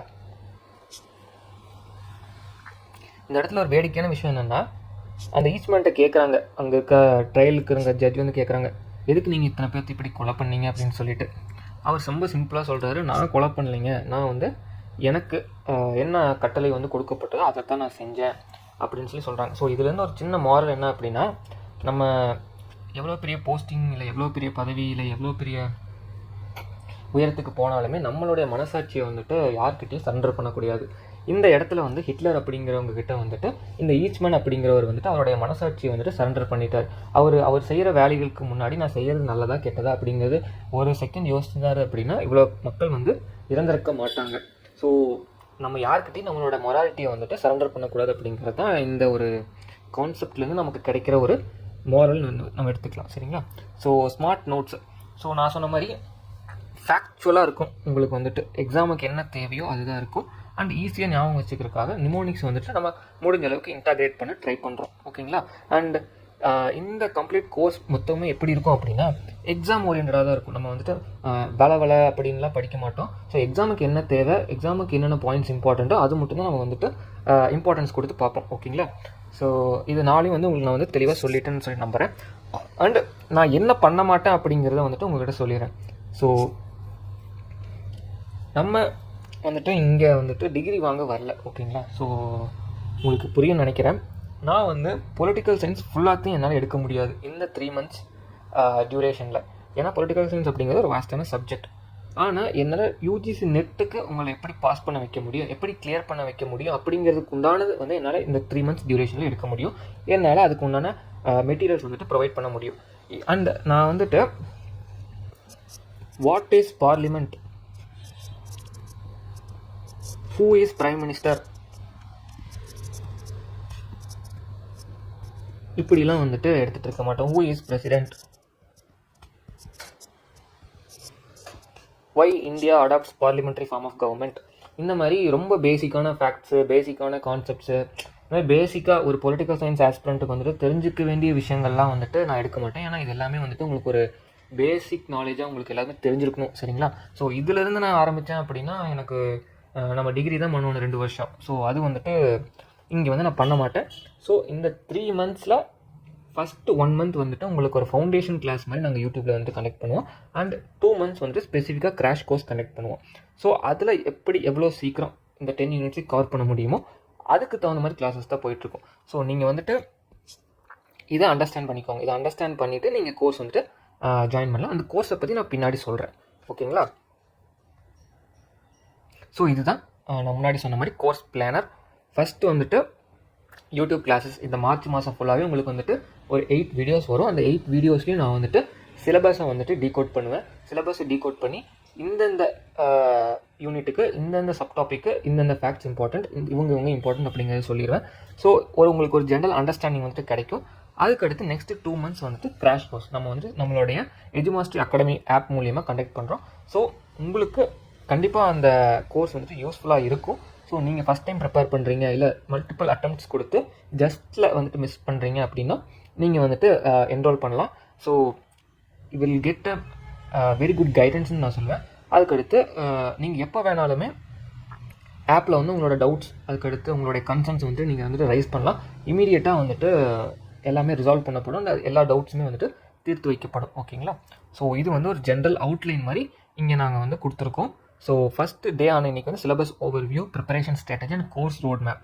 ஸோ கிட்டத்தட்ட நான் அப்படி தான் போயிட்டுருக்குன்னு சொல்லிட்டு நம்புகிறேன். ஒரு சிலபஸ் ஓவர்வியூ மட்டும் நான் கடைசியாக கொடுக்குறேன். ஓகேங்களா, preparation strategy, course road map பற்றி நான் அங்கங்கே சொல்லிகிட்டே வந்துட்டுருக்கேன். ஓகேங்களா, so moving on to the next one, crash course. So இந்த கோர்ஸில் வந்துட்டு நாங்கள் என்னென்ன இன்க்ளூட் பண்ணுறோம் அப்படின்னா conceptual videos plus notes provided. Videos எல்லாமே வந்துட்டு ஆப்பில் வந்துட்டு அப்லோட் ஆகிரும். ஸோ நீங்கள் வந்துட்டு உங்களோட கன்வீனியன்ட் டைமுக்கு நீங்கள் வந்துட்டு பார்த்துக்கலாம், படிச்சுக்கலாம். அண்ட் நோட்ஸ் வந்துட்டு ப்ரொவைட் பண்ணிடுவோம். ஸோ நோட்ஸ் தான் ரொம்ப ரொம்ப இம்பார்ட்டண்ட். எவ்வளோக்கு எவ்வளோ நோட்ஸ் வந்துட்டு நீங்கள் தெளிவாக, ஏன்னா நோட்ஸ் எடுக்கிறது அப்படிங்கிறது ஒரு ஆர்ட். நீங்கள் இனி உட்காந்து நோட்ஸ் எடுத்தீங்க அப்படின்னா டைம் ரொம்பவே வந்துட்டு கன்சியூம் ஆகும். அண்ட் டைம் ரொம்ப கன்சியூம் ஆக எக்ஸாம் டேட் பக்கத்தில் வந்துடும். ஸோ எக்ஸாமில் உங்களால் வந்துட்டு பெர்ஃபார்ம் பண்ணுறது கொஞ்சம் கஷ்டமாக இருக்கும். அதே உங்களுக்கு உண்டான அந்த டைமை வந்து சேவ் பண்ணி தரக்கு தான் நாங்கள் வந்துட்டு நோட்ஸ் வந்துட்டு ப்ரொவைட் பண்ணுறோம். And PYQ test will be conducted syllabus wise. So எல்லா யூனிட் ஸ்பெசிஃபிக்காக, யூனிட் செப்பரேட்டாக நாங்கள் வந்துட்டு PYQs இன்டிகிரேட்டட் MCQs வந்துட்டு ஆப்பில் அப்லோட் பண்ணிடுவோம். ஸோ தட் நீங்கள் வந்து அட்டென்ட் பண்ணிக்கலாம். நான் முன்னாடி சொன்ன மாதிரி PYQs டெஸ்ட் போடுறது தான் வந்துட்டு ரொம்ப ரொம்ப இம்பார்ட்டண்ட். ஓகேங்களா? ஸோ நீங்கள் வந்துட்டு UGC நெட் வந்துட்டு ப்ரிப்பேர் பண்ணிட்டு இருந்தாலும் சரி, TN செட் ப்ரிப்பேர் பண்ணிட்டு இருந்தாலும் சரி, ஏன்னா ரெண்டுமே சேம் சிலபஸ் தான். ஸோ ரெண்டுமே வந்துட்டு சேமான அப்ரோச் தான் நம்ம வந்துட்டு கொடுக்க போகிறோம். ஏன்னா ரெண்டுமே வந்துட்டு ஃபேக்சுவல் அப்படிங்கிறது வந்துட்டு ரொம்ப ரொம்ப இம்பார்ட்டண்ட்டு, ஃபேக்சுவல் நாலேஜ். அதுக்கடுத்து QPG பொலிட்டிக்கல் சயின்ஸ் ஆஸ்பிரண்ட்ஸ் நம்ம தமிழ்நாட்டில் நிறைய பேர் இருக்க மாட்டீங்க. இருந்தாலும் அவங்களுக்கும் இந்த கோர்ஸ் வந்துட்டு ஹெல்ப்ஃபுல்லாக இருக்கும். நீங்கள் வந்துட்டு நம்ம இந்த சிலபஸ்லேருந்து கொஞ்சம் கம்மியாக தான் படிப்பீங்க. பட் இருந்தாலுமே இதை நீங்கள் இப்போவே படிச்சிட்டிங்க அப்படின்னா நீங்கள் நாளைக்கு UGC நெட் TN செட்டு எழுதுறதுக்கு வந்துட்டு உங்களுக்கு ரொம்பவே ஹெல்ப்ஃபுல்லாக இருக்கும். ஸோ டியூரேஷன் வந்துட்டு 2 months. April 2 ஸ்டார்ட் பண்ணுறோம். இப்போவே என்ரோல்மெண்ட் வந்துட்டு ஸ்டார்ட் ஆகிடுச்சு. ஸோ நீங்கள் வேணும்னா ரெஜிஸ்டர் பண்ணிக்கலாம். அண்ட் நியூ லான்ச் இதுதான் ஃபஸ்ட் டைம் வந்துட்டு நாங்கள் லான்ச் பண்ணுறோம். ஸோ ஃபஸ்ட் டைம் லான்ச் பண்ணுறதுக்கு எவ்வளோக்கு எவ்வளோ நம்ம வந்துட்டு அஃபோர்டபுளாக கொடுக்க முடியும் அப்படின்னு சொல்லி நினச்சிட்டு எவ்வளோக்கு எவ்வளோ அஃபோர்டபுளாக கொடுத்தா ஸ்டூடெண்ட்ஸ் வந்துட்டு யூஸ்ஃபுல்லாக இருக்கும் அப்படிங்கிறத யோசிச்சுட்டு தான் நாங்கள் வந்து ப்ரொவைட் பண்ணுறோம். அண்ட் இன்ஸ்டால்மெண்ட் ஃபெசிலிட்டிஸ் கூட இருக்குது. ஸோ உங்களுடைய நலன் தான் எங்களுக்கு வந்து ரொம்ப ரொம்ப முக்கியம். அதை கருத்தில் கொண்டு தான் நாங்கள் வந்து இந்த மாதிரி கோர்ஸை வந்துட்டு டிசைன் பண்ணியிருக்கோம். ஓகேங்களா? ஸோ இது வந்து ஒரு புது லான்ச்.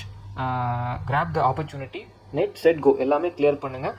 நாளைக்கு உங்களுடைய ப்ரொஃபஸர் ட்ரீமோ இல்லை JRF கிளியர் பண்ணி ரிசர்ச் ஸ்காலர் ஆகி அந்த ட்ரீமுக்கு வந்தாலுமே எங்களுடைய அட்வான்ஸ் வந்துட்டு கங்க்ராச்சுலேஷன்ஸ், ஒரு வாழ்த்துக்கள். ஓகேங்களா? So moving on to the next one. So நம்ம ஃபைனல் பார்ட்டுக்கு வந்துட்டோம். இருந்தாலும் இதெல்லாம் சொல்ல வேண்டியது என்னுடைய கடமை. So what you will gain இந்த கோர்ஸ், இந்த 2 months கோர்ஸில் complete understanding about the concepts plus factual knowledge வந்துட்டு உங்களுக்கு கொடுக்கப்படும். கான்செப்ட் கிளாரிட்டி கிடச்சிருச்சு அப்படின்னா உங்களால் ஒரு சின்ன லாஜிக்கல் கெஸ் வச்சு கூட ஆன்சர் பண்ண முடியும். ஸோ அப்படி ஒரு கான்ஃபிடன்ஸ் உங்களுக்கு வந்துருச்சு அப்படின்னா நெட்டை வந்துட்டு ஈஸியாக கிளியர் பண்ணிட முடியும். இதுதான் நம்மளுடைய ஸ்ட்ராட்டஜி. ஓகேங்களா? ஸோ நான் வந்துட்டு பொலிட்டிக்கல் சயின்ஸை வந்துட்டு ரொம்ப சிம்பிளாக வந்து சொல்லி கொடுத்துருவேன். அண்ட் இந்த ஜெர்னி ஃபுல்லாகவே உங்கள் கூட ஒரு கைடாக வந்துட்டு நான் வந்துட்டு கூட இருப்பேன். அண்ட் தேவைப்படுற இடத்துல நான் ஹெல்ப் பண்ணுவேன். ஓகேங்களா? நீங்கள் வந்து உங்களுக்கு ஏதாச்சும் சிலபஸோ இல்லை ஏதாச்சும் ஒரு யூனிட்டோ படிக்க கஷ்டமாக இருக்குது, இந்த டாபிக்ஸை பிரேக் டவுன் பண்ணி கொடுங்க அப்படின்னு சொன்னாலும் ஐ வில் ஹெல்ப் யூ. ஓகேங்களா? ஸோ அண்ட் நான் உங்ககிட்ட இருந்து எதிர்பார்க்கறது எல்லாமே ஒன்று தான், கன்சிஸ்டன்சி. நீங்கள் ஒரு நாளைக்கு 4 hours படித்தாலும் சரி, 6 hours படித்தாலும் சரி, 8 hours படித்தாலும் சரி, கன்சிஸ்டன்ஸாக படிங்க. இன்றைக்கி படித்ததை நாளைக்கு ரிவைஸ் பண்ணிவிட்டு அடுத்து படிக்க ஸ்டார்ட் பண்ணுங்கள். ஏன்னா நம்ம வந்துட்டு ஃபேக்ட்ஸுக்கு தான் அதுக்கு இம்பார்ட்டன்ஸ் கொடுக்க போகிறோம். ஃபேக்ட்ஸ் வந்துட்டு ஒரு நாள் படிச்சுட்டு 2 நாள் விட்டீங்க அப்படின்னா 4வது நாள் மறந்து போயிடும். அப்போ திரும்ப ஃபஸ்ட்லேருந்து படிக்கிற மாதிரி இருக்கும். அப்போது நம்மளோட டைம் வந்துட்டு வேஸ்ட்டு தான் ஆகும். ஸோ நீங்கள் வந்துட்டு கன்சிஸ்டண்ட்டாக படிங்க, கன்சிஸ்டண்ட்டாக ரிவைஸ் பண்ணுங்கள். ஓகேங்களா? அதுதான் ரொம்ப ரொம்ப இம்பார்ட்டண்ட். அண்ட் தமிழ்நாடு பொறுத்தளவுக்கு பொலிட்டிக்கல் சயின்ஸ் வந்துட்டு ஏன்னா பெருசாக வந்து ஒரு பூமாகாத ஒரு செக்டராக தான் இருக்குது. அண்ட் நிறைய பேர் வந்துட்டு அவங்க வந்துட்டு கோர்ஸ் எல்லாமே வந்துட்டு நார்த் சைடு தான் அதிகமாக போடுறாங்க. ஏன்னா தமிழில் வந்துட்டு பெருசாக இன்னும் எதுவுமே அப்படி கொண்டு வரல. ஸோ நம்ம அகாடமிலேருந்து ஃபஸ்ட் டைம் இதை வந்து லான்ச் பண்ணியிருக்கோம். ஸோ நீங்கள் எல்லாமே இதை வந்துட்டு இந்த ஆப்பர்ச்சுனிட்டி வந்து யூஸ் பண்ணி பெறுமாறு கேட்டுக்கொள்கிறேன். ஓகேங்களா? அடிக்கடி லைட்டாக அப்படி தான் திக்கும், கண்டுக்காதீங்க. So moving on to the next one. So அவ்வளோதான். நான் வந்து உங்களுக்கு சிலபஸ் ஓவர்வியூ மட்டும் கொடுக்கணும். ஸோ நான் சிலபஸ் ஓவர்வியூ வந்துட்டு என்ன சொல்லிட்டு பார்க்கலாம்.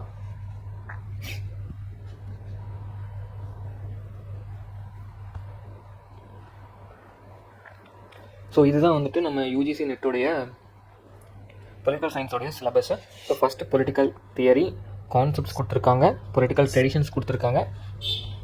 ஓகேங்களா?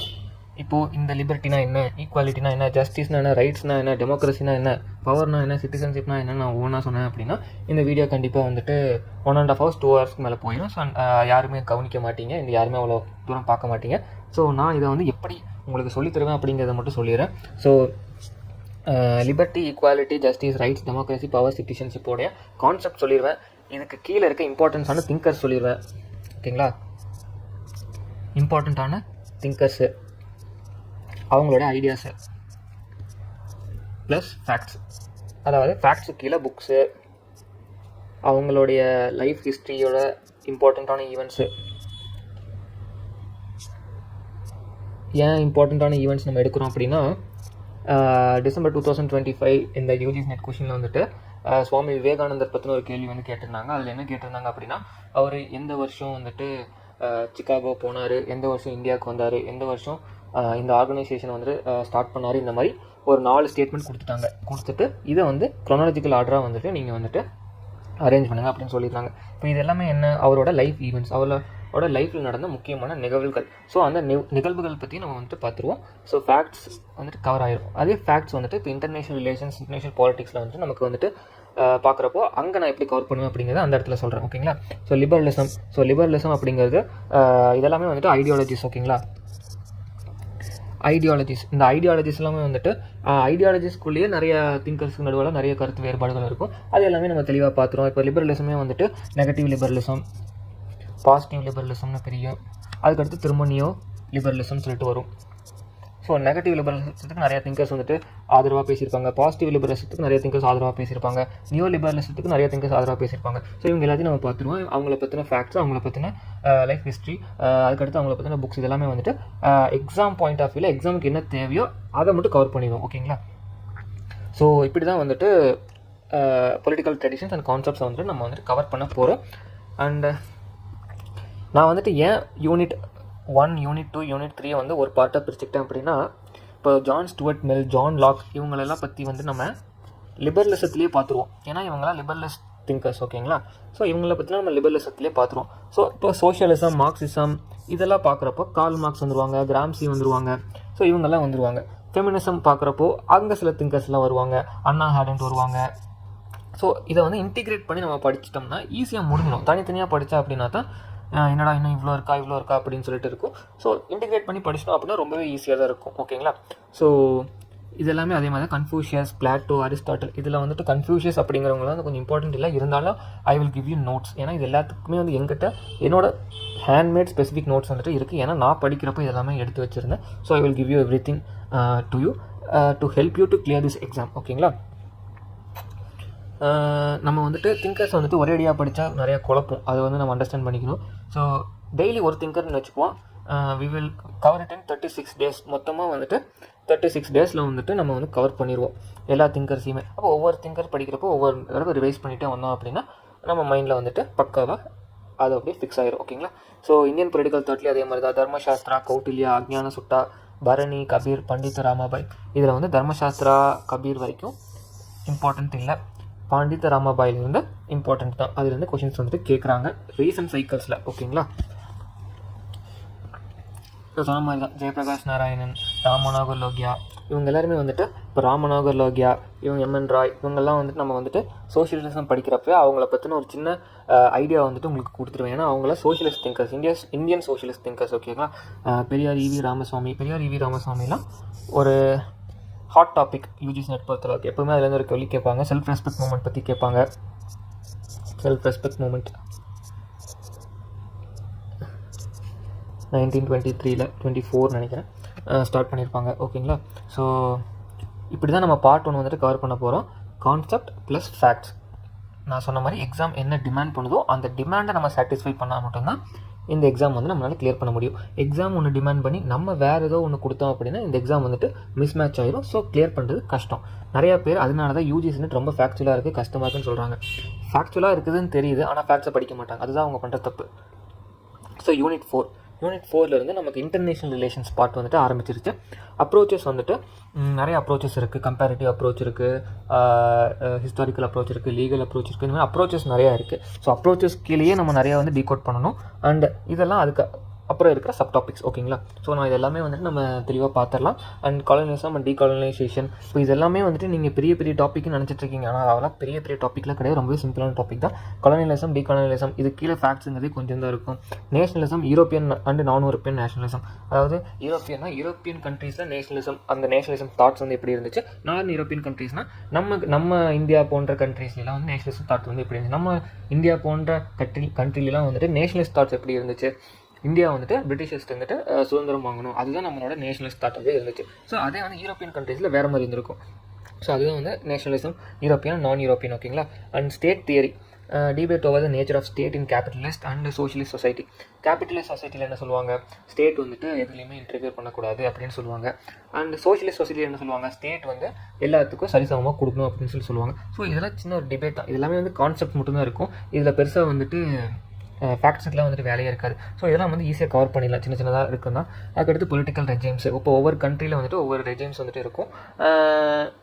டெமோக்ராட்டிக் வந்துட்டு democratically electoral, liberal, majoritarian, participatory நிறையா இருக்குது. அண்ட் நான் டெமோக்ராட்டிக் ரெஜிம்ஸில் வந்துட்டு patrimonialism, bureaucratic, authoritarianism, military dictatorship, totalitarianism and fascist. So இது எல்லாமே ரொம்ப ஈஸி தான். நான் ஒவ்வொன்றும் இங்கேயே சொன்னேன் அப்படின்னா ரொம்ப டைம் ஆயிடும், வீடியோ வந்து ரொம்ப லென்த்தியாக போயிடும். ஸோ நான் அதனால் ஃபாஸ்ட்டாக மூவ் பண்ணேன். Constitutions and கான்ஸ்டியூஷனிசம். ஸோ இதில் வந்து நம்ம ஃபேக்ட்லாம் கவர் பண்ணிடுவோம். எப்படி அப்படின்னா, இப்போ யூஎஸ்ஏல வந்துட்டு பிரசிடெண்ட் வந்துட்டு அங்கே வந்து பிரசிடென்ஷியல் ஃபார்ம் ஆஃப் கவர்மெண்ட், இந்தியாவில் வந்துட்டு பார்லிமெண்ட்ரி ஃபார்ம் ஆஃப் கவர்மெண்ட்டு, அப்புறம் ஃப்ரான்ஸில் வந்துட்டு அங்கே வந்து மல்டி பார்ட்டி டெமோக்ரஸி வந்துட்டு இருக்குது. சுவிட்சர்லாண்டில் வந்துட்டு டார்க் டெமோக்ரஸி இருக்குது. அங்கே வந்து மொத்தம் 7 பிரசிடென்ட்ஸ் இருக்காங்க. இந்த மாதிரி மற்ற கண்ட்ரீஸோட கான்ஸ்டியூஷன்ஸ், நம்ம கான்ஸ்டியூஷன்ஸோட வந்துட்டு மொத்தமே ஒரு 7 கண்ட்ரீஸ் என்னமோ தான் இருக்குது. ஸோ மேஜர் 7 கண்ட்ரீஸ் தான் இருக்குது. ஜப்பான், யூகே, யூஎஸ்ஏ, அதுக்கடுத்து France, Switzerland, Australia, Canada. So இந்த மேஜர் கண்ட்ரிஸை மட்டும் தான் நம்ம வந்து கம்பேர் பண்ணி படிப்போம். அண்ட் கொஷின்ஸும் மோஸ்ட் ஆஃப் த டைம் இதுக்குள்ளே இருந்தால் வருது, பெருசாக வெளியிருந்து எதுவும் வரதில்லை. ஸோ இது படிச்சுக்குவோம். And democratisation, democratic transition and consolidation. So democratisation அப்படின்னா ஒன்றும் இல்லை, முதல்ல நாடுகள்லாம் வந்துட்டு, நேஷன்ஸ் எல்லாமே வந்துட்டு டெமோக்ரஸிக்கு முன்னாடி ஒரு ஃபார்ம் ஆஃப் கவர்னன்ஸில் வந்து இருந்திருப்பாங்க. அந்த நாடுகள்லாம் வந்துட்டு திரும்ப வந்து டெமோக்ரஸிக்கு வந்துட்டு மாறின கவர்மெண்ட்டில் திரும்ப வேறு ஸ்டேட்டுக்கு போகுது, வேறு ஸ்டேட்டுக்கு போன கவர்மெண்ட்டில் திரும்ப டெமோக்ரஸிக்கு வருது. ஸோ இதை வந்து டெமோக்ரட்டைசேஷன் சொல்லுவாங்க. ஓகேங்களா? Development, under development, dependency, modernisation, world systems theory, development and bureaucracy, இது எல்லாமே சின்ன சின்ன தியரிஸ் தான். அண்ட் இது கீழே திங்கர்ஸ் 2-3 பேர் வருவாங்க. ஸோ நம்ம அவங்கள வந்து பார்த்துருவோம். ஓகேங்களா? திங்கர்ஸ்ன்னு சொல்லி பார்த்துட்டோம் அப்படின்னா, இப்போ மாடர்னைசேஷன் தியரி அப்படின்னா அதில் என்ன சொல்லுவாங்க அப்படின்னா, பணக்கார நாடுகள்லாம் வந்து ஏழை நாடுகளை வந்துட்டு சுரண்டி தான் பணக்கார நாடுகளாக ஆனாங்க அப்படிங்கிற மாதிரி சொல்லியிருப்பாங்க. அண்டர் டெவலப்மெண்ட்டில் என்ன சொல்லியிருப்பாங்க அப்படின்னா, ஏழை நாடுகள்லாம் ஏழை நாடுகளாகவே இருக்கிறதுக்கு பணக்கார நாடுகள் தான் காரணம். அதுக்கெல்லாம் வந்துட்டு ஏழை நாடுகளாகவே வச்சிருக்கிறதுக்குண்டான ஒரு கட்டமைப்பை வந்துட்டு பணக்கார நாடுகள் வந்து உருவாக்கி வச்சிருக்கு. அவங்ககிட்ட இருக்கிற ரிசோர்ஸஸை வந்துட்டு மலிவு விலையில் வாங்கிட்டு அதுலேருந்து ஒரு ப்ராடக்ட்டை தயாரித்து அவங்ககிட்டயே அதிக விலைக்கு விற்று லாபம் சம்பாதிச்சு அவங்கள முன்னேற விடாமல் பண்ணுறதுல வந்துட்டு பணக்கார நாடுகள் வந்துட்டு ரொம்ப முக்கியமான வேலையை வந்துட்டு பண்ணுறாங்க அப்படிங்கிற சொல்லியிருப்பாங்க. ஸோ இது எல்லா தியரியுமே வந்துட்டு சேமாக தான் இருக்கும். வேர்ல்டு சிஸ்டம்ஸ் தியரி அதே தான். ரிச் நேஷன்ஸ், புவர் நேஷன்ஸ் நிறைய பிரிச்சிருவாங்க. டெவலப்மெண்ட் அண்ட் டெமோக்ரஸி இது எல்லாமே ஒரே குட்டையில் உரிய மட்டைகள் மாதிரி தான் இருக்கும். ஸோ நம்ம இதெல்லாம் ஈஸியாக கவர் பண்ணிடலாம். ஏன்னா இதுலேருந்து கொஷின்ஸ் வருதுன்னு பார்த்தீங்கன்னா 8 to 9 தான் வரும். ஸோ அதுலேயும் வந்து 8 to 9 நம்ம இம்பார்ட்டண்ட்டாக யார் அப்படிங்கிறத படிச்சுட்டாலே ஈஸியாக கவர் பண்ணிடலாம். ஓகேங்களா? And structures of power, ruling class, power relates, democratic elitism, இதுலேயும் வந்து நான் ஈஸியாக சொல்லிடுவேன். ரூலிங் கிளாஸ் அப்படிங்கிறவங்க வந்துட்டு என்னதான் சமுதாயத்தில் வந்துட்டு நம்ம டெமோக்ரஸி இருக்குதுன்னு சொன்னாலுமே ஒரு குறிப்பிட்ட மக்கள் மட்டும்தான் வந்துட்டு இந்த நாட்டை வந்து ஆள்றாங்க. ஸோ அவங்கள தான் வந்து நம்ம ரூலிங் கிளாஸ் அப்படின்னு சொல்லிட்டு சொல்கிறோம். அண்ட் நமக்கு வந்து என்ன தான் வந்துட்டு நம்ம ஜனநாயகம் இப்படிலாம் சொன்னாலுமே ஒரு தனி மனிதனால் ஈஸியாக வந்துட்டு அரசியலுக்குள்ள நுழைய முடியறதில்ல. அவனுடைய எல்லை வந்து எதுலேயே நின்றுது அப்படின்னா இருக்கிற 4 பேர்த்தில் யாரோ ஒருத்தவங்களை சூஸ் பண்ணுறதுலேயே அவனோட டெமோக்ரஸி, ஜனநாயகம் அப்படிங்கிறது முடிஞ்சு போயிடுது அப்படிங்கிற மாதிரி சொல்லியிருப்பாங்க. ஸோ அதையும் நம்ம வந்து ஈஸியாக பார்த்துடலாம். So actors and process, actor systems, political parties, party system, இதெல்லாம் வந்து நம்ம வந்துட்டு மற்ற நாடுகள் கூட கம்பேர் பண்ணி படிப்போம். இப்போ உதாரணத்துக்கு சொன்னோம் அப்படின்னா குவைத்தில் வந்துட்டு அங்கே வந்து பார்ட்டி சிஸ்டம் கிடையாது, அங்கே வந்து எந்த பார்ட்டியுமே கிடையாது. பட் அங்கே வந்துட்டு டெமோக்ரஸி இருக்குது, அங்கே வந்து எலெக்ஷன்ஸ் இருக்குது.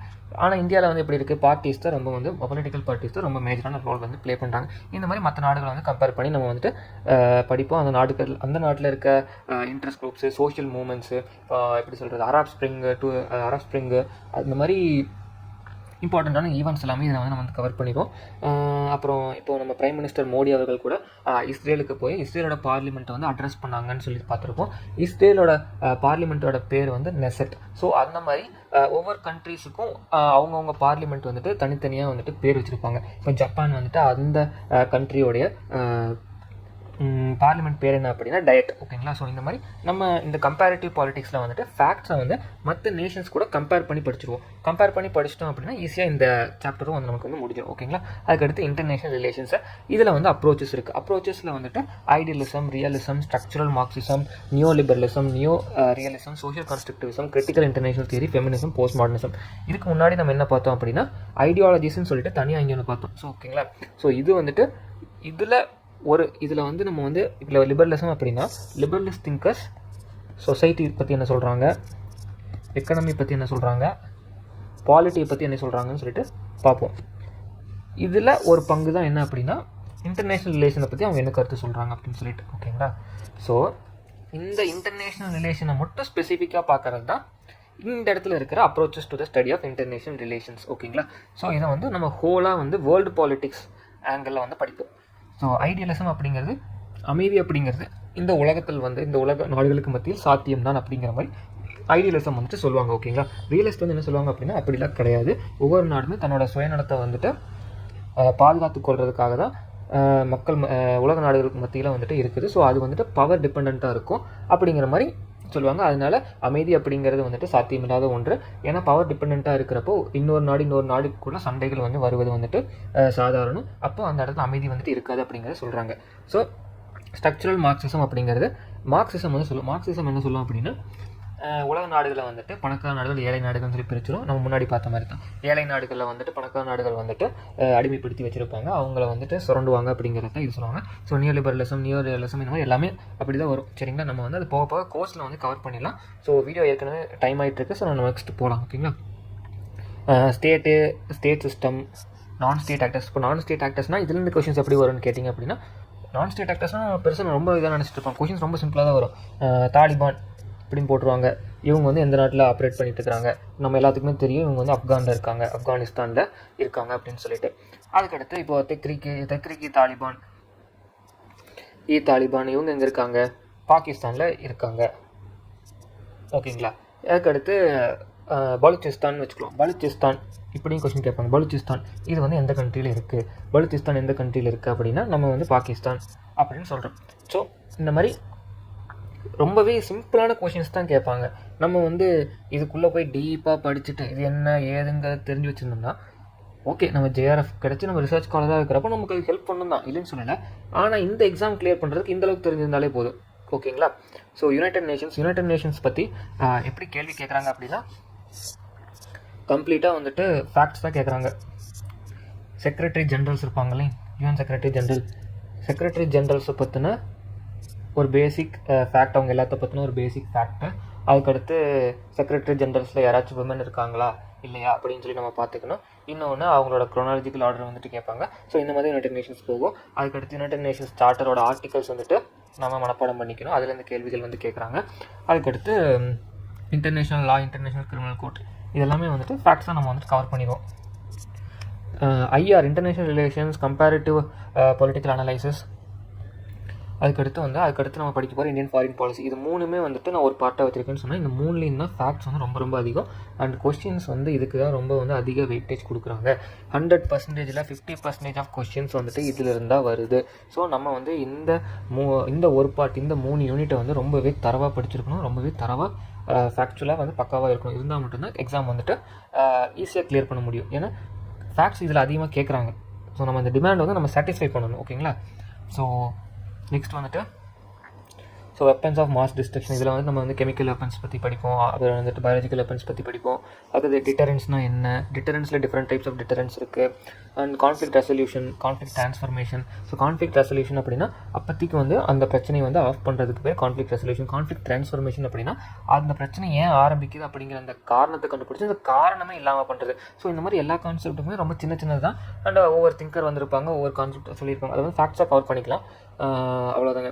அதுக்கடுத்து political economy of IR, globalisation, global governance and Bretton Woods system, north south dialogue, WTO, G20, BRICS, இப்போ பிரிக்ஸில் வந்து நிறைய கேள்வி கேட்பாங்க. ஆனால் எப்படி கேட்பாங்க, எப்போ ஸ்டார்ட் பண்ணாங்க பிரிக்ஸு, அது எப்போ ஃபஸ்ட்டு மீட்டிங் வந்து நடந்துச்சுன்னு சொல்லி கேட்பாங்க. அதுக்கடுத்து வேறு என்ன கேட்பாங்க, எந்தெந்த கண்ட்ரிஸ் இருக்குன்னு கேட்பாங்க. இப்போ ரீசெண்டாக 5 கண்ட்ரிஸ் சேர்ந்துருக்கு, அது என்னென்ன கண்ட்ரின்னு சொல்லி கேட்பாங்க. G20 என்னென்ன கண்ட்ரிஸில் இருக்குன்னு சொல்லி கேட்பாங்க. G20 எதுக்கு ஃபார்ம் ஆச்சுன்னு சொல்லி கேட்பாங்க. WTO என்ன, WTO வந்து எப்போ ஃபார்ம் ஆச்சுன்னு சொல்லி கேட்பாங்க. WTO வந்துட்டு எதுக்கு ஃபார்ம் ஆச்சுன்னு சொல்லி கேட்பாங்க. அதுக்கடுத்து வேர்ல்ட்லேயே வச்சு லார்ஜஸ்ட் எக்கனாமிக் ஆர்கனைசேஷன் சொல்லி பார்த்தீங்கன்னா அது வந்துட்டு WTO தான். இந்த மாதிரி ஃபேக்ட்ஸாக தான் அவங்க வந்துட்டு கேட்பாங்க. அந்த யூரோப்பியன் யூனியன் எந்தெந்த கண்ட்ரி இருக்காங்க, எந்த கண்ட்ரி ரீசெண்டாக வெளியே போச்சு, இங்கிலாந்து தான் ரீசெண்டாக வெளியே போச்சு. ஸோ பிரெக்சிட்டுங்கிறது ஒரு இம்பார்ட்டண்ட்டான ஈவெண்ட்டு. ஸோ அது வந்து 2020. ஸோ இந்த மாதிரி இந்த ஃபேக்ட்ஸ் வந்து நம்ம ஞாபகம் வச்சுக்கணும். ஏன்னா இது வந்து கொஸ்டின் கண்டிப்பாக கேட்பாங்க. இந்த பிரெக்சிட் 2020 கொஸ்டினே கேட்டிருக்காங்க. And African union, Shanghai cooperation organisation, Asian, இது எல்லாமே வந்துட்டு ஃபேக்சுவலாக மட்டும்தான் கொஸ்டின்ஸ் வந்துட்டு கேட்குறாங்க. இது எதுவுமே வந்து நம்மளால் கான்செப்டுவலாக படித்து புரிஞ்சிக்க முடியாது. ஓகேங்களா. ஸோ ஃபேக்ட்ஸ் வந்து ரொம்ப ரொம்ப இம்பார்ட்டண்ட். ரொம்ப ஃபேக்ட்ஸ் இம்பார்ட்டண்ட்டுங்கிறது ஒவ்வொரு சிலபஸ் சப்டாபிக்ஸ்களையும் சொல்லிகிட்டே வரேன். ஸோ நீங்கள் வந்து அண்டர்ஸ்டாண்ட் பண்ணிங்கன்னா ஃபேக்ட்ஸ் வந்து ரொம்ப important. Contemporary challenge, international terrorism, climate change, இது வந்து நம்மளுடைய கரண்ட் அஃபேர்ஸில் வரும். ஓகேங்களா. ஸோ நம்ம வந்து இதை அப்போதைக்கு என்ன கரண்ட் அஃபேர்ஸில் இருக்கோ அதை மட்டும் நம்ம இன்டகிரேட் பண்ணி படிச்சுட்டோம்னா ஓகே. இப்போது மைக்ரேஷன் அண்ட் ரெஃப்யூஜிஸ் அப்படின்னா மைக்ரேஷன் ரெஃப்யூஜிஸுக்கு உண்டான கன்வென்ஷன் இருக்குது. ஸோ கன்வென்ஷன் எப்போ வந்து ஸ்டார்ட் பண்ணாங்க அப்படிங்கிற மாதிரி படிச்சுப்போம். ஹியூமன் ரைட்ஸ்க்குன்னு வந்துட்டு ஒரு சார்ட்டர் வந்துட்டு இருக்குது. ஸோ அந்த சார்ட்டர் கீழே ஒரு 30 ஆர்டிகல்ஸ் இருக்குது. ஸோ அந்த 30 ஆர்டிகல்ஸ் வந்து நம்ம வந்து படிச்சுப்போம். ஸோ இந்த மாதிரி ஃபேக்ட்ஸ் மட்டும்தான் இம்பார்ட்டண்ட்டாக வந்து நம்ம வந்து படிச்சுக்கிட்டே வருவோம். ஏன்னா இதெல்லாம் கான்செப்டாக படிச்சுக்க முடியாது. கான்செப்டாக படிக்கிறது கான்செப்ட் படிச்சிடலாம். ஃபேக்சுவல் வந்து அதிகமான வந்து இம்பார்ட்டன்ஸ் கொடுக்கணும். India's foreign policy. ஓகேங்களா. இப்போ இந்த India's perspectives of India's foreign policy, India's identity as post colonial development, rising power and as emerging economy. So India's foreign policy அப்படின்னா நம்ம வந்துட்டு பிரிச்சுக்கலாம். ஃபஸ்ட் இண்டிபெண்டன்ஸ் ஆனப்போ நம்ம வந்துட்டு இன்வர்ட் லுக்கிங் எக்கனமியாக இருந்தோம். அதாவது வந்துட்டு பெருசாக எக்ஸ்போர்ட்லாம் பண்ண மாட்டோம். பட் தேவையான பொருட்களை மட்டும் இம்போர்ட் பண்ணிக்குவோம். அண்ட் ஃபாரின் கேபிட்டல்ஸ் எதுவுமே வந்து இந்தியாவுக்குள்ளே பெருசாக அலோவ் பண்ண மாட்டோம். லைசன்ஸ் ராஜ் வந்துட்டு இருந்துச்சு. அதே 1991 ரிஃபார்ம்ஸ்க்கு அப்புறம் நம்ம அப்படியே டிராஸ்டிக்காக நம்மளோட ஃபாரின் பாலிசி வந்து சேஞ்ச் ஆச்சு. நம்ம என்ன பண்ணோம், நம்ம எக்கனமியை ஓப்பன் பண்ணி விட்டோம். Became outward looking economy. ஓகேங்களா. இந்த மாதிரி இந்தியாஸ் ஃபாரின் பாலிசி அதோட டிஃப்ரெண்ட் பெர்ஸ்பெக்டிவ்ஸ் நம்ம போஸ்ட் கொலோனியல், அதாவது ஆஃப்டர் இண்டிபெண்டன்ஸ், அதான் வந்துட்டு போஸ்ட் கொலோனியல்னு சொல்லியிருக்காங்க. அப்படிங்கிறத பார்த்துக்கோம். அண்ட் இதுக்கு எப்படி கொஸ்டின்ஸ் கேட்பாங்க அப்படின்னா எல்பிஜி ரிஃபார்ம்ஸ் 1991 இதை வந்து இம்ப்ளிமெண்ட் பண்ணது யார், PV நரசிம்மராவ். ஸோ இந்த மாதிரி அந்த ஃபேக்ட்ஸுக்கு உண்டான ஃபேக்ட் என்ன அப்படிங்கிறத வந்து யோசிச்சுக்கணும். அதுக்கடுத்து continuity and change in India's foreign policy, principles and determinants of non align movement. So non align movement அப்படிங்கிறது நான் அலைன் மூவ்மெண்ட்டை பார்த்தீங்கன்னா கம்ப்ளீட் ஃபேக்ட் வந்து டேட்டா வந்து நம்மகிட்ட வந்து பின் பாயிண்ட்டாக நம்ம வச்சுக்கணும். நான் அலைன் மூவ்மெண்ட் வந்து எப்போ ஸ்டார்ட் பண்ணாங்க, ஃபவுண்டிங் லீடர்ஸ் யார், அந்த 5 பேர், அவங்க வந்துட்டு ஃபஸ்ட்டு சம்மிட் வந்து எங்கே வச்சாங்க, பேண்டங் பிரின்சிபல்ஸ் 10 பிரின்சிபல்ஸ் இருக்குது. பேண்டங் பிரின்சிபல்ஸோட அடிப்படை என்ன, பஞ்சசீல் வந்துட்டு எப்போ வந்துட்டு சைன் பண்ணாங்க, 1954. யார்கிட்ட வந்துட்டு யார் சைன் பண்ணாங்க அப்படின்னா சைனானுக்கு ஜோ என்லாய், நம்மளோட பிரைம் மினிஸ்டர் ஜவஹர்லால் நேரு அவர்கள் சைன் பண்ணாங்க. இந்த மாதிரி ஃபேக்ட்ஸ் வந்து ஞாபகம் வச்சுக்கணும். ஃபேக்ட்ஸ் ஞாபகம் வச்சுட்டோம் அப்படின்னம்னா இந்த எக்ஸாம் வந்து ஈஸியாக கிளியர் பண்ணிடலாம். அதுக்கடுத்து India's relations with major powers, USA, USSR, People's Republic of China. இப்போது USSR அப்படிங்கிறப்போ USA கூட நம்ம 2008 நியூக்ளியர் டீல் வந்து சைன் பண்ணியிருப்போம். இது வந்து ரொம்ப இம்பார்ட்டன்ட். இந்தியா US ரிலேஷன்ஸ்னு பார்த்தீங்கனாலே இது வந்து உங்களுக்கு ரொம்ப இம்பார்ட்டண்ட்டான ஒரு நிகழ்வு, ஒரு ஈவெண்ட். ஸோ அது நீங்கள் வந்து ஞாபகம் வச்சுக்கணும். இப்போ USSR ரஷ்யா அப்படிங்கிறது 1971 நம்ம ஃப்ரெண்ட்ஷிப் ட்ரீட்டி வந்து சைன் பண்ணியிருப்போம். அதுக்கடுத்து 20 இயர்ஸ்க்கு அப்புறம் அதை வந்துட்டு ரெனியூ பண்ணியிருப்போம். அண்ட் யார் அந்த ட்ரீட்டியை வந்துட்டு ஃபஸ்ட்டு வந்துட்டு நம்ம கூட சைன் பண்ணால், ரெண்டாவது யார் நம்ம கூட சைன் பண்ணால் அப்படிங்கிறது வந்து நம்ம வந்து தெரிஞ்சுக்கணும். பீப்புள்ஸ் ரிப்பப்ளிக் ஆஃப் சைனா, அது வந்து நம்ம வந்து தெரிஞ்சுக்கணும். ஏன்னா நம்ம தான் வந்து ஃபஸ்ட்டு சைனாவை வந்துட்டு யுனைடெட் நேஷன்ஸ்குள்ளே P5 கண்ட்ரியில் வந்துட்டு அட்மிட் பண்ணுறதுக்காகவும் நம்ம வந்துட்டு குரல் கொடுத்துருப்போம். இன்னொன்று அவங்கள வந்துட்டு தாய்வான் வந்துட்டு உண்மையான சைனா கிடையாது, மெயின்லேண்ட் இந்த சைனா தான் உண்மையான சைனா அப்படிங்கிற மாதிரி நம்ம வந்து சொல்லியிருப்போம் யுனைடெட் நேஷன்ஸில். ஸோ நம்ம வந்து திபெத்தை வந்து ரெக்கக்னைஸ் பண்ணியிருப்போம். அதுக்கடுத்து சைனா இந்தியா வார் வந்திருக்கும். இந்த மாதிரி ஈவெண்ட்ஸ் வந்துட்டு ஒவ்வொரு கண்ட்ரி ஸ்பெசிஃபிக்காக நம்ம படிச்சுக்கணும். அதுக்கடுத்து இந்தியாஸ் நியூக்ளியர் பாலிசி வந்துட்டு ரொம்ப இம்பார்ட்டன்ட். நம்மளோட நியூக்ளியர் பாலிசி வந்து no first use principle, credible minimum deterrence,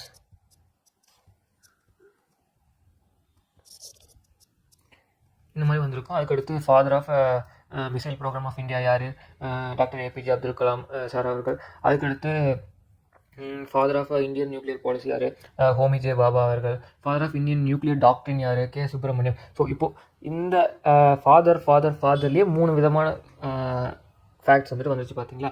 so இந்த மாதிரி ஃபேக்சுவலாக நம்ம படிச்சிட்டோம் அப்படின்னா ஈஸியாக நம்ம வந்து அண்டர்ஸ்டாண்ட் பண்ணிக்கலாம். நியூக்ளியர் பாலிசிங்கிறது என்னென்ன பிரின்சிபல்ஸ் இருக்குன்னு, first use policy, credible minimum deterrence இருக்குது. இப்போ நியூக்ளியர் பாலிசி படிக்கிறப்போ அப்படியே நம்ம வந்துட்டு நம்மளோட நேஷனல் செக்யூரிட்டி அட்வைசர்ஸ் பற்றி படிப்போம். இதனால் வரைக்கும் இந்தியாவிலேயே வந்து வெறும் ஃபோர் நேஷனல் செக்யூரிட்டி அட்வைசர்ஸ் மட்டும்தான் இருந்திருக்காங்க. அவங்களே வந்து லாங் டேர்மாக சர்வ் பண்ணிட்டு இருக்கிறது யார் அப்படின்னா இப்போ இருக்கிற அஜித் தோவல் அவர்கள் மட்டும் தான் இப்போ லாங் டேர்மாக வந்துட்டு சர்வ் பண்ணிட்டு இருக்காங்க.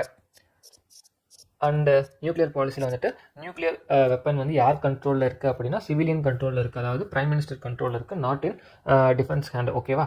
ஸோ இந்த மாதிரி ஒவ்வொன்றுக்கும் ஸ்பெசிஃபிக்காக நம்ம வந்து படிப்போம். இது எல்லாத்துக்குமே என்கிட்ட வந்து ஸ்பெசிஃபிக்காக ஃபேக்சுவலாக ஒன்லைனர் மாதிரி நோட்ஸ் வந்துட்டு நான் வந்து உங்களுக்கு வந்து ப்ரொவைட் பண்ணிடுவேன் நீங்கள் இந்த கோர்ஸில் என்ரோல் பண்ணீங்க அப்படின்னா. ஸோ அதுக்கடுத்து India's engagement with multipolar world, India's relation with EU. இப்போ இந்த EU, BRICS, ASEAN, Shanghai cooperation organisation, African union, South African development community, Gulf cooperation council, இப்போ இது எல்லாமே வந்துட்டு நம்ம இங்கேயே பார்த்தோம் ரீஜனல் ஆர்கனைசேஷன் சொல்லிட்டு. ஸோ இதுக்கிலேயே India and EU, India and AU, India and SU இப்படின்னு சொல்லி நம்ம வந்து பார்த்துருவோம். ஸோ இது வந்து ரிப்பீட்டடான ஒன்று தான். சரிங்களா? ஸோ அதுக்கடுத்து இந்தியாஸ் ரிலேஷன் வித் நைபர்ஹுட், சார்க்கு, குஜராத் டாக்டரினுங்கிறது என்ன, நான் ரெசிப்ரோசிட்டியை வந்துட்டு குஜராத் அவர் வந்துட்டு ஃபாரின் மினிஸ்டராக இருக்கிறப்போ கொண்டு வந்திருப்பார். அதுக்கடுத்து ஒரு பிரைம் மினிஸ்டராக இருப்பார். ஸோ நான் ரெசிப்ரோசிட்டி அப்படிங்கிறது தான் வந்துட்டு இம்பார்ட்டண்ட்டான இந்த டாக்டரினோட பிரின்சிபல். அதாவது இந்தியா வந்து தன்னை சுற்றி இருக்கிற நாடுகளுக்கு வந்துட்டு எதையும் எதிர்பார்க்காம உதவி செய்யணும் அப்படின்னு சொல்லியிருப்பாங்க நான் ரெசிப்ரோசிட்டி. அதுக்கடுத்து look east test, look west, இந்த மாதிரி வந்துட்டு ஃபாரின் பாலிசின்னு சொல்லலாம், இல்லாட்டி ஃபாரின் அப்ரோச்சஸ்ன்னு சொல்லலாம். ஓகேங்களா? அதை பற்றினா பார்ப்போம். அது எப்போ கொண்டு வந்தாங்க, யார் கொண்டு வந்தாங்க, லுக் ஈஸ்ட் அப்படிங்கிறது எப்போ வந்து ஆக்ட் ஈஸ்ட்னு மாறிச்சு, லுக் வெஸ்ட்னா என்ன. இப்போ லுக் வெஸ்ட்டுங்கிற இடத்துல நம்ம வந்து I2U2 வந்து பார்ப்போம். I2U2னா இந்தியா, இஸ்ரேல், UAE, USA இந்த மாதிரி பார்ப்போம். அதுக்கடுத்து India's negotiation strategies international regimes, இது United Nations, World Trade Organisation. இப்போ வேர்ல்ட் ட்ரேட் ஆர்கனைசேஷனில் வந்துட்டு இந்தியாவுக்கு வந்து நிறைய இஷ்யூ போயிட்டுருக்கு. டெவலப்பிங் கண்ட்ரிங்கிற ஸ்டேட்டஸில் வந்து ஒரு இஷ்யூ போயிட்டுருக்கு. அது சப்சிடிஸ் கொடுக்குறதுல வந்துட்டு ஒரு இஷ்யூ போயிட்டுருக்கு. ஸோ அந்த மாதிரி ஸ்பெசிஃபிக்கான இஷ்யூஸ் அண்ட் ஈவெண்ட்ஸ் பார்ப்போம். வேர்ல்ட் ட்ரேட் ஆர்கனைசேஷனில் இம்பார்ட்டண்ட்டான மினிஸ்டீரியல் மீட்டிங்ஸ் என்னென்னு பார்ப்போம். இந்த ஒவ்வொரு ரீஜனல் ஆர்கனைசேஷன்ஸ்லையுமே வந்துட்டு BRICS, ASEAN, Shanghai cooperation organisation, African union, South African development community, இது எல்லாத்துக்குமே வந்துட்டு அவங்களோட ஸ்ட்ரக்சர் அண்ட் இன்ஸ்டியூஷன்ஸ் பார்ப்போம். ஹிஸ்டாரிக்கல் அப்ஜெக்டிவ்ஸ் பார்ப்போம். ஹிஸ்டரி அண்ட் எஸ்டாப்ளிஷ்மெண்ட், அதுக்கடுத்து அப்ஜெக்டிவ்ஸ் அண்ட் பிரின்சிபல்ஸ் பார்ப்போம். ஸோ இந்த மாதிரி ஒவ்வொன்றுமே நம்ம தெளிவாக பார்த்துருவோம். ஸோ நீங்கள் எதுக்குமே வரி பண்ணிக்க வேண்டாம். எல்லாமே சிம்பிளிஃபைடாக ரொம்ப ஈஸியாக உங்களுக்கு ஹேண்டியாக வந்துட்டு ப்ரொவைட் பண்ணுவோம். அதுதான் எஜுமாஸ்டர் அகாடமியோட இந்த நியூ லான்ச்சிங்கோடைய ஒரு மேஜர் பர்பஸே.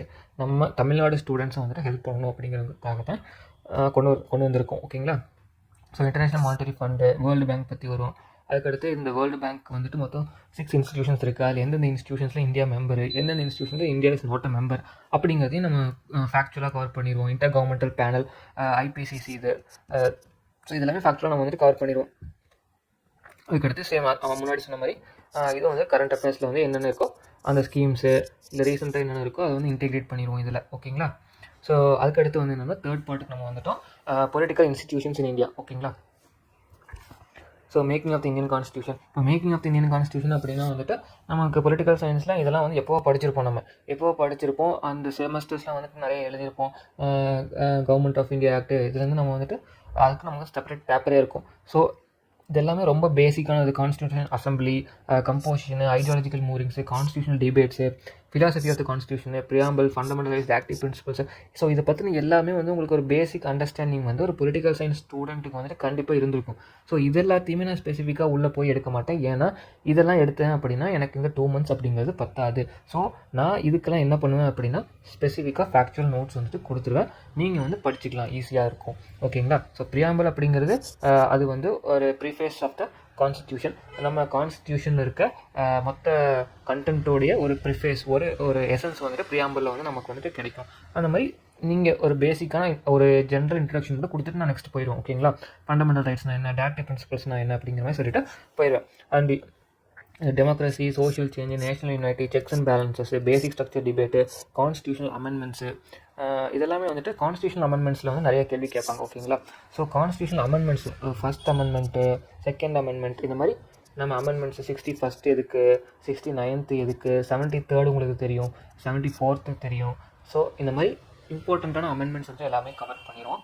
ஸோ GST எந்த அமெண்ட்மெண்ட்டில் கொண்டு வந்தாங்க, இந்த மாதிரி நம்ம எல்லாமே வந்து நம்ம வந்துட்டு கவர் பண்ணிடுவோம். ஃபாதர் ஆஃப் GST யார்? ஃபாதர் ஆஃப் GST வந்துட்டு அடல் பிஹாரி வாஜ்பாய் அவர்கள். ஸோ இந்த மாதிரி ஃபேக்ட்ஸ் வந்துட்டு நம்ம ஈஸியாக கவர் பண்ணிடுவோம். ஓகேங்களா? யூனியன் எக்ஸிக்யூட்டிவ், பிரசிடென்ட் என்ன, பிரைம் மினிஸ்டர் என்ன, கவுன்சில் ஆஃப் மினிஸ்டர்ஸ் என்ன. ஸோ பிரசிடென்ட் யார், பிரைம் மினிஸ்டர் யார், கவுன்சில் ஆஃப் மினிஸ்டர்ஸ் நான் யாருன்னு எடுத்துகிட்டு இருக்க மாட்டேன். It will take so much time. And பிரசிடென்ட்டோட ஆர்டிகல்ஸ் நம்ம வந்து ஃபேக்சுவலாக பார்த்துருவோம், பிரைம் மினிஸ்டருக்கு ஆர்டிகல்ஸ் ஃபேக்சுவலாக பார்த்துருவோம், கவுன்சில் ஆஃப் மினிஸ்டருக்கு வந்து ஆர்டிகல்ஸ் ஃபேக்சுவலாக பார்த்துருவோம். ஆக்சுவலாக இது நம்மளுக்கே தெரியும். ஸோ இருந்தாலும் கொடுக்க வேண்டியது ஒரு கோர்ஸை வந்து கம்ப்ளீட்டாக கொடுக்க வேண்டியது என்னுடைய கடமை, அதுதான் என்னோட எத்திக்ஸ். ஸோ நான் வந்து அது கண்டிப்பாக பண்ணுவேன். யூனியன் பார்லிமெண்ட், அதோட structure, role and functioning, parliamentary committees அது நம்ம பார்த்துருவோம். Judiciary, supreme court, high court, judicial review, judicial activism. இப்போ ஜுடிஷியல் ரிவ்யூலேருந்துலாம் கேள்வி கேட்பாங்க. இது வந்து ஜுடிஷியல் ரிவ்யூ, ஜுடிஷியல் ஆக்டிவிசம்லாம் வந்துட்டு ஃபஸ்ட் எங்கே இன்ட்ரடியூஸ் பண்ணாங்க அப்படின்னா யூஎஸ்ஏல. ஸோ யூஎஸ்ஏல எப்போ இன்ட்ரடியூஸ் பண்ணாங்க அப்படிங்கிற கேள்விலாம் வந்துட்டு கேட்டிருக்காங்க. ஸோ அதெல்லாம் வந்து நம்ம வந்துட்டு ஃபேக்சுவலாக படிக்கணும். ஏன்னா நான் பிஓக்யூஸ் அனலைஸ் பண்ண கேட்டு தான் கொஷின்ஸ் எப்படி இருக்குது, அதோட டிமாண்ட் என்ன அப்படிங்கிறது புரிஞ்சு கேட்டு தான் நான் இவ்வளோ ஃபேக்சுவலாக உங்களுக்குள்ளே போகிறேன். Judicial activism, judicial reform, executive legislature இந்த ஸ்டேட்ஸு, கவர்னரு. ஸோ பிரசிடென்ட் படிக்கிறப்பே நம்ம கவர்னரையும் படிச்சிருவோம், பிரைம் மினிஸ்டர் படிக்கிறப்பே சீஃப் மினிஸ்டரையும் படிச்சிருவோம், கவுன்சில் ஆஃப் மினிஸ்டர்ஸு, பார்லிமெண்ட் பார்க்குறப்பே ஸ்டேட் லெஜிஸ்லேச்சரும் நம்ம வந்து கவர் பண்ணிடுவோம். ஸோ இந்த இடத்துல கேள்வி எப்படி கேட்பாங்க அப்படின்னா, இந்தியாவில் வந்து இன்னுமே சில ஸ்டேட்ஸ்லாம் வந்துட்டு பைக் கேமரல் ஸ்டேட்ஸாக தான் இருக்குது. ஓகேங்களா? பைக் கேமரல் ஸ்டேட்ஸ், அதாவது அப்பர் ஹவுஸ் லோவர் ஹவுஸ்னு சொல்லிட்டு அங்கேயே இருக்கும். பைக் கேமரல் ஸ்டேட்ஸ் வந்து குறிப்பாக சொல்லணும்னா பீகார், மகாராஷ்டிரா, இங்கெல்லாம் என்ன பைக் கேமரல் ஸ்டேட்ஸ் தான் இருக்குது.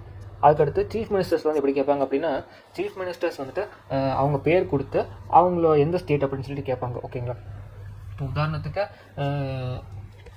கர்பூரி தாக்கூர்னு சொல்லிட்டு ஒருத்தவங்களை கொடுத்துருந்தாங்க ஒரு கேள்வியில், ஒரு கொஷினில். ஸோ கர்பூரி தாக்கூர் அப்படிங்கிறவங்க வந்துட்டு பீகார், பட் இவங்க வந்து அந்த வருஷம் இறந்துருப்பாங்க. அண்ட் இவர் வந்துட்டு ஒரு இம்பார்ட்டண்ட்டான ஒரு சிஎம். ஸோ அதனால கொடுத்துருப்பாங்க. அப்போ உதாரணத்துக்கு நம்ம தமிழ்நாடு வச்சு எப்படி ஃப்ரேம் பண்ணலாம் அப்படின்னா, கரண்ட் சிஎம் கேட்பாங்களான்னு கேட்டால் அது டவுட் தான். பட் இப்போது எம்ஜிஆர் அப்படின்னு சொல்லிட்டு கொடுத்துட்டு மேட்ச்சில் இங்கே கேரளா இப்படின்லாம் கொடுத்துட்டு இங்கே டிஎன் கொடுக்கலாம். ஸோ இந்த மாதிரி சீஃப் மினிஸ்டர்ஸில் இப்படி கேள்விகள் வந்துட்டு கேட்குறாங்க. அண்டு ஸ்டேட் லெஜிஸ்லேச்சரை பொறுத்தளவுக்கு பைக் கேமரல் ஸ்டேட்ஸ் என்னன்னு சொல்லிட்டு நம்ம தெரிஞ்சுக்கணும். அதுக்கடுத்து ஸ்டேட்டில் வந்துட்டு சில ஸ்டேட்ஸுக்கு மட்டும் 2 கேபிட்டல்ஸ் இருக்குது. ஸோ அந்த 2 கேபிட்டல்ஸ் உள்ள ஸ்டேட்டில் என்னன்னு சொல்லி நம்ம பார்த்துக்கணும். கவர்னர் வந்து கேட்டிருக்காங்க. கவர்னர் வந்துட்டு கரண்ட் கவர்னர் சொல்லி நம்ம படித்தாலே போதுமானது. அதில் வந்து ரொம்ப ட்விஸ்ட் பண்ணிலாம் கேட்க மாட்டாங்க. ஓகேங்களா?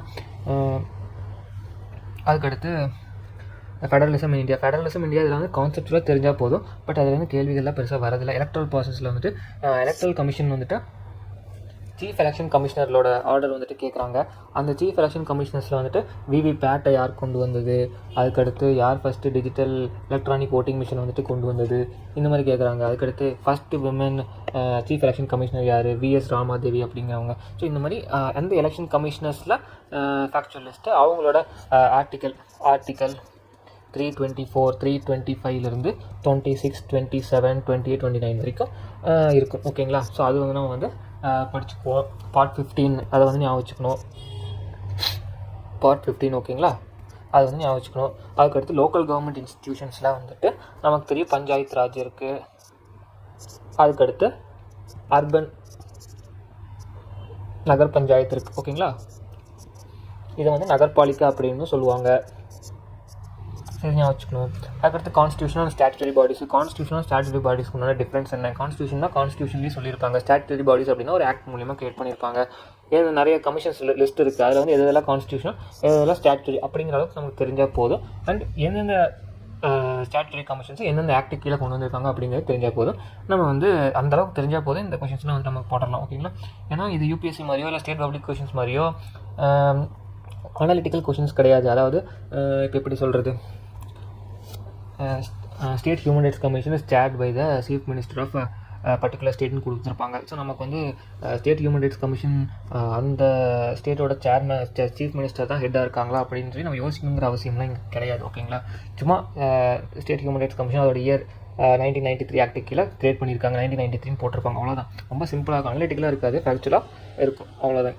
அதுக்கடுத்து political process in India. So political process பொறுத்தளவுக்கு நம்ம எப்படி படிக்கணும் அப்படின்னா, இது எல்லாமே வந்து ரொம்பவே வந்துட்டு ரொம்ப சிம்பிளான கான்செப்ட்ஸ் தான். பட் ஃபேக்ட் வந்து ரொம்ப அதிகமாக கேட்குறாங்க. இப்போ தலித் நிறையா மூமெண்ட்ஸ் வந்துட்டு இந்தியாவில் நடந்திருக்கு. ட்ரைபல் மூமெண்ட்ஸ் நிறைய நடந்திருக்கு. விமன் மூமெண்ட்ஸ் நிறைய நடந்திருக்கு. ஃபார்மர்ஸ் மூமெண்ட்ஸ் நிறைய நடந்திருக்கு. லேபர் மூமெண்ட்ஸ் நிறைய நடந்திருக்கு. ஸோ இப்போ இந்த எல்லா மூமெண்ட்ஸையும் வந்துட்டு நம்ம என்ன பண்ணணும் அப்படின்னா படிக்கணும். எல்லா மூமெண்ட்ஸும் இம்பார்ட்டண்ட்டான ஒரு 100 மூமெண்ட்ஸ் படிக்கணும். நான் வந்து ஒரு A4 ஷீட் எடுத்து இம்பார்ட்டண்ட்டான மூமெண்ட்ஸ் எல்லாமே குடிக்குடியாக எழுதி வச்சு ஒரு இயர் எழுதி வச்சுப்பேன். ஸோ என்ன பண்ணுவேன், இந்த ஃபேக்ட் மட்டும் நான் ரிவைஸ் பண்ணிகிட்டே இருக்கிறப்போ நாளைக்கு எக்ஸாமில் இப்படி ஒரு பாக்ஸ் மாதிரி மேட்ச் த ஃபாலோயிங் மாதிரி கொடுத்து 4 கொடுத்துருப்பாங்க. 4 கொடுத்துல ஏதோ ஒரு 4 ஏதோ ஒன்று எனக்கு தெரிஞ்சால் போதும், நான் அதை வச்சு ஆன்சரை வந்து என்னால் ரீச் பண்ணிட முடியும். ஏன்னா இங்கே ஆப்ஷன்ஸ் எல்லாமே அப்படி தான் இருக்குது. ஏதோ ஒரு ஆப்ஷன் நீங்கள் வந்து தெளிவாக கண்டுபிடிச்சிட்டிங்க அப்படின்னாலே 80% கொஷின்ஸ் வந்துட்டு நீங்கள் போட்டுடலாம். ஓகேங்களா? ஸோ இதெல்லாமே ஃபேக்சுவலாக நம்ம வந்து கவர் பண்ணணும். ஐடென்டிட்டி பாலிடிக்ஸில் வந்துட்டு ரிலீஜியன் அப்படின்னா கம்யூனல் இஷ்யூஸ் வந்து இந்தியாவில் என்னென்ன நடந்திருக்கு, கம்யூனல் இஷ்யூஸ் நடந்த டைம்லாம் எப்போது, பாப்ரி மஸ்ஜித் எப்போ நடந்துச்சு, சிக் ரயாட்ஸ் எப்படி நடந்துச்சு, ஆப்ரேஷன் ப்ளூ ஸ்டார் வந்துட்டு is associated with Sikh riots. So அந்த மாதிரி ஃபேக்சுவல் ஒவ்வொன்றா தேடி போய் நம்ம படித்தோம்னா முடிஞ்சிடும். ட்ரைபு நிறையா வந்துட்டு மூமெண்ட்ஸ் நடந்திருக்கு. Caste, region, language. இப்போது ரீஜியன் அப்படின்னு பார்த்தோம்னா மகாராஷ்டிராவில் வந்து விதர்பான்னு சொல்லிட்டு தனியாக ஒரு ஸ்டேட் பிடிக்க சொல்கிறாங்க. ஆந்திர பிரதேஷ்லேருந்து தெலுங்கானா எப்போ பிரிஞ்சுது. தமிழ்நாட்டில் கொங்கு நாடு அப்படிங்கிற ஒரு ரீஜன் வந்துட்டு தனி ஸ்டேட்டுக்கு சும்மா சொல்கிறேன். இந்த மாதிரி கேள்விகள் வந்துட்டு ரீஜனை பொறுத்தளவுக்கு இப்படி கேட்பாங்க. லாங்குவேஜ் பொறுத்தளவுக்கு கிளாசிக்கல் லாங்குவேஜ் நம்ம பார்த்துக்கணும். அஃபிஷியல் லாங்குவேஜ் 22 லாங்குவேஜ் என்னன்னு சொல்லி பார்த்துக்கணும். 95th நினைக்கிறேன், 91st நினைக்கிறேன். இந்த 2 அமெண்ட்மெண்ட்டுக்கு கீழே 2-3 லாங்குவேஜஸ் எல்லாமே வந்துட்டு ஆட் பண்ணியிருப்பாங்க. ஸோ அதில் என்னென்ன லாங்குவேஜ்னு சொல்லிட்டு நம்ம வந்துட்டு படிச்சுக்கணும். கேஸ்ட் படிச்சுக்கணும். கேஸ்ட் வச்சு ஒரு கேள்வி கேட்டிருக்காங்க, என்னென்ன கேஸ்ட் வந்துட்டு எங்கெங்கே டாமினண்ட்டாக இருக்காங்க அப்படின்னு சொல்லிட்டு. ஸோ இப்போ ஜாட் அப்படின்னா அவங்க வந்துட்டு பஞ்சாப். ஸோ இந்த மாதிரி நம்ம வந்து இந்த மாதிரி ஃபேக்சுவலாக கவர் பண்ணால் மட்டுமே போதும். ஓகேங்களா? ஸோ சிவில் சொசைட்டி குரூப்ஸ் இருக்குது, நான் பார்ட்டி சோஷியல் ஃபார்மேஷன்ஸ், நான் கவர்மெண்டல் ஆர்கனைசேஷன்ஸ். இப்போ இந்தியாவில் வந்து நிறைய NGOs வந்துட்டு இருக்காங்க. NGOs நல்லா ஃபேமஸான NGOs இருக்காங்க. அவங்க எதுக்கு இருக்காங்க, அவங்க எப்போ ஃபார்ம் பண்ணாங்க அப்படிங்கிறத படிச்சுக்கணும். சோஷியல் ஆக்ஷன் குரூப்ஸ் படிச்சுக்கணும். Reorganisation of Indian states as political and economic unit, substate regions, regional disparities, demand for new states. So நான் முன்னாடி சொல்லிட்டேன், பட் அது இங்கே வருது. டிமாண்ட் ஃபார் நியூ ஸ்டேட்ஸ், அதுக்கடுத்து regional disparities, reorganisation of Indian states. நம்ம first படிக்கிறப்ப part A, part B, part C, part டின்னு சொல்லி படிச்சிருப்போம். மொத்தம் 4 டைப்பாக வந்துட்டு இந்தியாவுடைய ஸ்டேட்ஸ் வந்துட்டு பிரிச்சிருப்பாங்க. அதுக்கடுத்து தார் கமிஷன் போடுவாங்க, அவங்க முடியாதுன்னு சொல்லிடுவாங்க. அதுக்கடுத்து JVP கமிஷன் போடுவாங்க. அதுக்கடுத்து ஃபசல் அலி கமிஷன் போடுவாங்க. ஸோ அந்த கமிஷன் தான் என்ன சொல்லுவோம் அப்படின்னா, இந்தியா ஓகே லாங்குவேஜ் அடிப்படையாக பிரிச்சுக்கலாம், பட் அட்மினிஸ்ட்ரேஷன் தான் முதல் ப்ரியாரிட்டி கொடுக்கணும் அப்படிங்கிற மாதிரி சொல்லியிருப்பாங்க. ஸோ அவங்க என்ன பண்ணியிருப்பாங்க, பார்ட் சி, பார்ட் டி வேணான்னு சொல்லியிருப்பாங்க. ஸோ இந்த மாதிரி ஃபேக்சுவல் லிஸ்ட் வந்து இது பண்ணிக்கிறோம். ஓகேங்களா? ஜெண்டர் அண்ட் பாலிடிக்ஸ் வந்துட்டு in India, issues of equality and representation. இப்போ ரீசெண்டாக வந்துட்டு பார்லிமெண்ட்டில் வந்துட்டு 1/3 வந்து ரெப்ரஸன்டேஷன் வந்து உமனுக்கு கொடுக்க போகிறாங்க. எல்லா ஸ்டேட் லெஜிஸ்லேச்சர்ஸ்லையும் அதான் பண்ண போகிறாங்க. அண்ட் அந்த ஃபேக்ட் அது எந்த அமெண்ட்மெண்ட்டில் கொண்டு வந்தாங்க அந்த மாதிரி படிச்சுக்கணும். நேஷனல் பார்ட்டி, ஸ்டேட் பார்ட்டிஸ், இது வந்து ரொம்ப ரொம்ப இம்பார்ட்டன்ட். இந்த ஒரு ஹாட் டாபிக் மாதிரி. கரண்ட்லி இந்தியாவில் வந்து எந்தெந்த பார்ட்டிஸ்லாம் வந்து நேஷனல் பார்ட்டி ஸ்டேட்டஸ் வந்துட்டு வாங்கியிருக்கு, எந்தெந்த பார்ட்டி வந்து ரீசெண்டாக நேஷனல் பார்ட்டி ஸ்டேட்டஸ்லேருந்து டிகிரேட் ஆயிருக்கு, டவுன்கிரேட் ஆயிருக்கு அப்படிங்கிறத பார்க்கணும். ஸ்டேட் பார்ட்டிஸில் வந்து எதாவது இம்பார்ட்டன்ட் பார்ட்டிஸ் அதோட சிம்பிள்ஸ் முத கொண்டு கேட்டிருக்காங்க. ஓகேங்களா? ஸோ நம்ம வந்து அது ரொம்ப ரொம்ப எப்படி கேட்டிருக்காங்க அப்படின்னா, ஒரு ஏரோ மார்க் பாக்ஸ் மாதிரி கொடுத்துட்டு இங்கே ஒரு பார்ட்டி நேம் மாதிரி கொடுத்துட்டு இந்த பார்ட்டிக்கு உண்டான சிம்பிள் எது அப்படிங்கிற மாதிரி கொடுத்துருக்காங்க. ஓகேங்களா? அதுக்கடுத்து இம்பார்ட்டண்ட்டான ஸ்டேட் பார்ட்டிஸ் வந்துட்டு படித்து வச்சுக்கணும். ஏன்னா இப்போ 4 ஸ்டேட் பார்ட்டி கொடுத்துட்டு இதை வந்து க்ரோனாலஜிக்கல் ஆர்டராக இது எப்போ ஃபார்ம் ஆச்சு அப்படிங்கிற மாதிரி கேட்டிருக்காங்க. ஸோ நம்ம அந்த பார்ட்டி எப்பப்போ ஃபார்ம் ஆச்சு அப்படிங்கிற ஒரு ஐடியா இருந்தால் தான் அந்த க்ரோனாலஜிக்கல் ஆர்டரான கொஷின்ஸ் வந்து நம்மளால் போக முடியும். அதுக்குன்னு எல்லா பார்ட்டியும் படிக்க முடியுமான்னு கேட்டால் கண்டிப்பாக முடியாது. நம்ம இம்பார்ட்டண்ட்டான பார்ட்டிஸ் மட்டும் கவர் பண்ணிடலாம். நேஷனல் பார்ட்டிஸ் வந்துட்டு நம்ம 6 பார்ட்டிஸ் வந்துட்டு இருக்குது. ஸோ அது வந்து ஈஸியாக கவர் பண்ணிடலாம். அதுக்கடுத்து participation, contestation, representation, emerging trends. இந்த இடத்துல என்ன படிப்போம் அப்படின்னா RP Act 1950, 1951 வந்து படிப்போம். ஸோ அதோட இந்த இது முடிஞ்சிடும். ஓகேங்களா? ஸோ பப்ளிக் அட்மினிஸ்ட்ரேஷன் நான் கடைசியாக சொல்கிறேன்னு சொல்லியிருந்தேன். So I will tell it last. இப்போ வந்துட்டு governance and public policy in India. ஓகேங்களா? Governance, good governance, democratic governance, இதில் ஃபேக்ட்ஸே கிடையாது. என்ன கவர்னன்ஸ் டே எப்போ அப்படிங்கிறது வேணால் தெரிஞ்சு வச்சுக்கலாம். Role of state, civil society and individuals, இதெல்லாம் முன்னாடியே நம்ம ஃபேக்ட்ஸாக கவர் பண்ணியிருப்போம். ஸோ அதே தான் இங்கே ரிப்பிட்டேஷனாக கொடுத்துருக்காங்க. Accountability and control, institution mechanism for sex and balances. இப்போ செக்ஸ் அண்ட் பேலன்சஸ் அப்படின்னா என்னென்னு தெரிஞ்சுக்கிட்டா போதும். லெஜிஸ்லேட்டிவ் கண்ட்ரோல் ஓவர் எக்ஸிக்யூட்டிவ் என்னென்னு நம்ம சொல்லிவிட்டு அது கான்ஸ்டியூஷனில் எந்த ஆர்டிக்கலில் சொல்லியிருக்காங்க அப்படிங்கிறத மட்டும் பார்த்துப்போம். ஓகேங்களா? பட்ஜெட்டரி கண்ட்ரோல், பட்ஜெட் வந்து எந்தெந்த ஆர்டிக்கலில் சொல்லியிருக்காங்க பார்த்துடலாம். கண்ட்ரோல் த்ரூ பார்லிமெண்ட்ரி கமிட்டிஸ், எந்தெந்த பார்லிமெண்ட்ரி கமிட்டிஸ் வந்துட்டு இருக்குது. பார்லிமெண்ட்ரி கமிட்டிஸில் இது லார்ஜஸ்ட் பார்லிமெண்ட்ரி கமிட்டி அப்படிங்கிறது பார்த்துடலாம். Judicial control over legislature and executive, administrative, culture, corruption and administrative reforms. அதுக்கடுத்து இப்போ கரப்ஷன் அப்படின்னா அதுக்கு கீழே நிறைய ஆக்ட்ஸ் இருக்கும். அந்த ஆக்ட்ஸோட இயர் என்ன அப்படிங்கிறத தெரிஞ்சால் மட்டும் நமக்கு போதும். ஓகேங்களா? அதுக்கடுத்து institutional mechanism for good governance, right to information. இப்போ ரைட் டு இன்ஃபர்மேஷன் அந்த ஆக்ட் பற்றினா ஒரு 10 ஃபேக்ட். கன்சியூமர் ப்ரொடெக்ஷன் ஆக்ட்னா அந்த ஆக்ட் பற்றினா ஒரு 10 ஃபேக்ட். சிட்டிசன் சார்ட்டர் அப்படின்னா அது பற்றினா ஒரு 10 ஃபேக்ட். இந்தியாவில் இன்னும் வந்து லீகலைஸ் பண்ணல. Grievance redressal system, ombudsman, Lokpal, Lokayukta.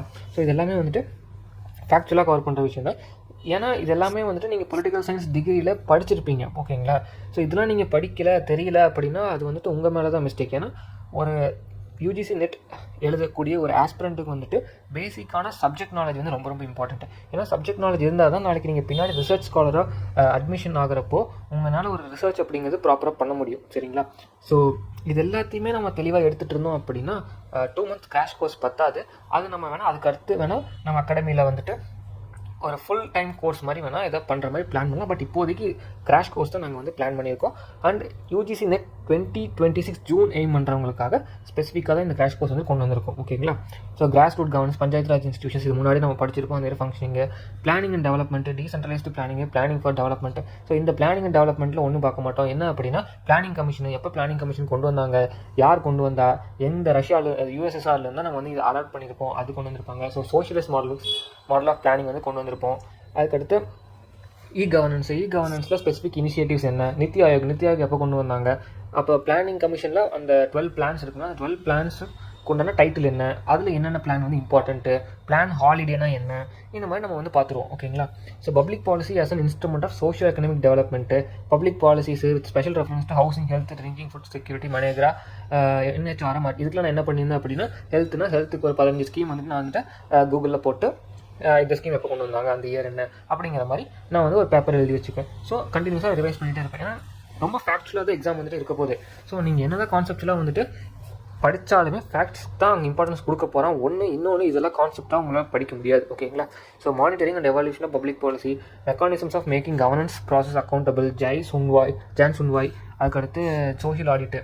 So social audit இது எல்லாமே வந்துட்டு அதுக்குண்டான இது என்ன, அதுக்குண்டான ஆக்ட் என்ன அப்படிங்கிற மாதிரி படிச்சிருவோம் நம்ம. ஓகேங்களா? ஸோ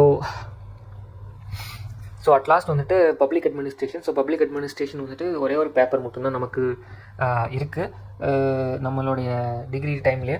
ஸோ பப்ளிக் அட்மினிஸ்ட்ரேஷன் பொறுத்தளவுக்கு நம்ம வந்து ஒரு 5 யூனிட்ஸ் மட்டும் இதில் கவர் பண்ணணும். ஓகேங்களா? 5 யூனிட்ஸ் அப்படின்னா 5 சப் டாபிக்ஸாக பிரித்து கவர் பண்ணணும். அண்ட் நான் இதுக்கு உங்களுக்கு ஸ்பெசிஃபிக்கான நோட்ஸ் வந்து நான் அனுப்பிடுவேன். ஸோ நீங்கள் இதுக்கு வரி பண்ணிக்க தேவையில்லை. அண்ட் எல்லா நோட்ஸுமே ரொம்ப ஷார்ட்டாக தான் இருக்கும். நீங்கள் அதை மட்டும் மைண்டில் வச்சுக்கிட்டிங்கன்னா போதும். இந்த பப்ளிக் அட்மினிஸ்ட்ரேஷனில் ரொம்ப ரொம்ப இம்பார்ட்டண்ட் எது அப்படின்னா managing conflict in organisation by Mary Parker Follett, management by objective Peter Drucker. ஓகேங்களா? அதுக்கடுத்து தியரிஸ் ஆஃப் மோட்டிவேஷன் ஒன்று இருக்கும். எங்கே இருக்குது?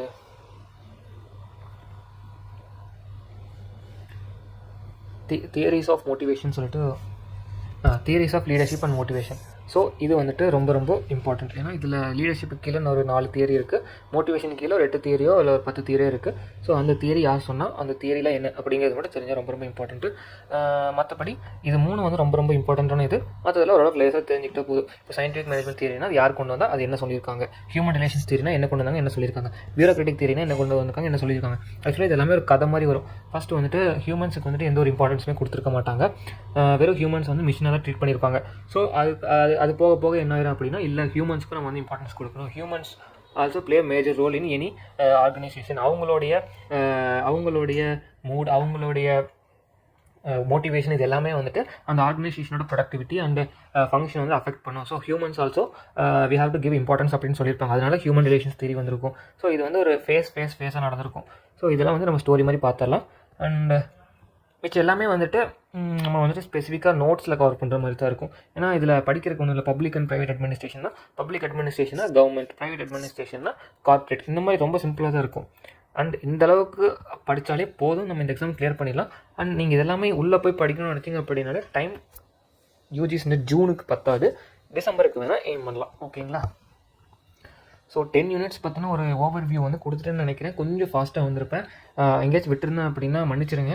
ஸோ கிராஷ் கோர்ஸில் வந்துட்டு கவர் பண்ணலாம். அதுக்கு முன்னாடி 8 ஃபவுண்டேஷன் கிளாஸஸ் வரும். ஸோ அதில் நான் வந்துட்டு ஒவ்வொரு யூனிட்டையுமே இன்னுமே ஸ்பெசிஃபிக்காக வந்துட்டு நான் வந்துட்டு டீகோட் பண்ணி சொல்கிறேன். So that you will get clear idea about how to prepare for this exam. சரிங்களா? ஸோ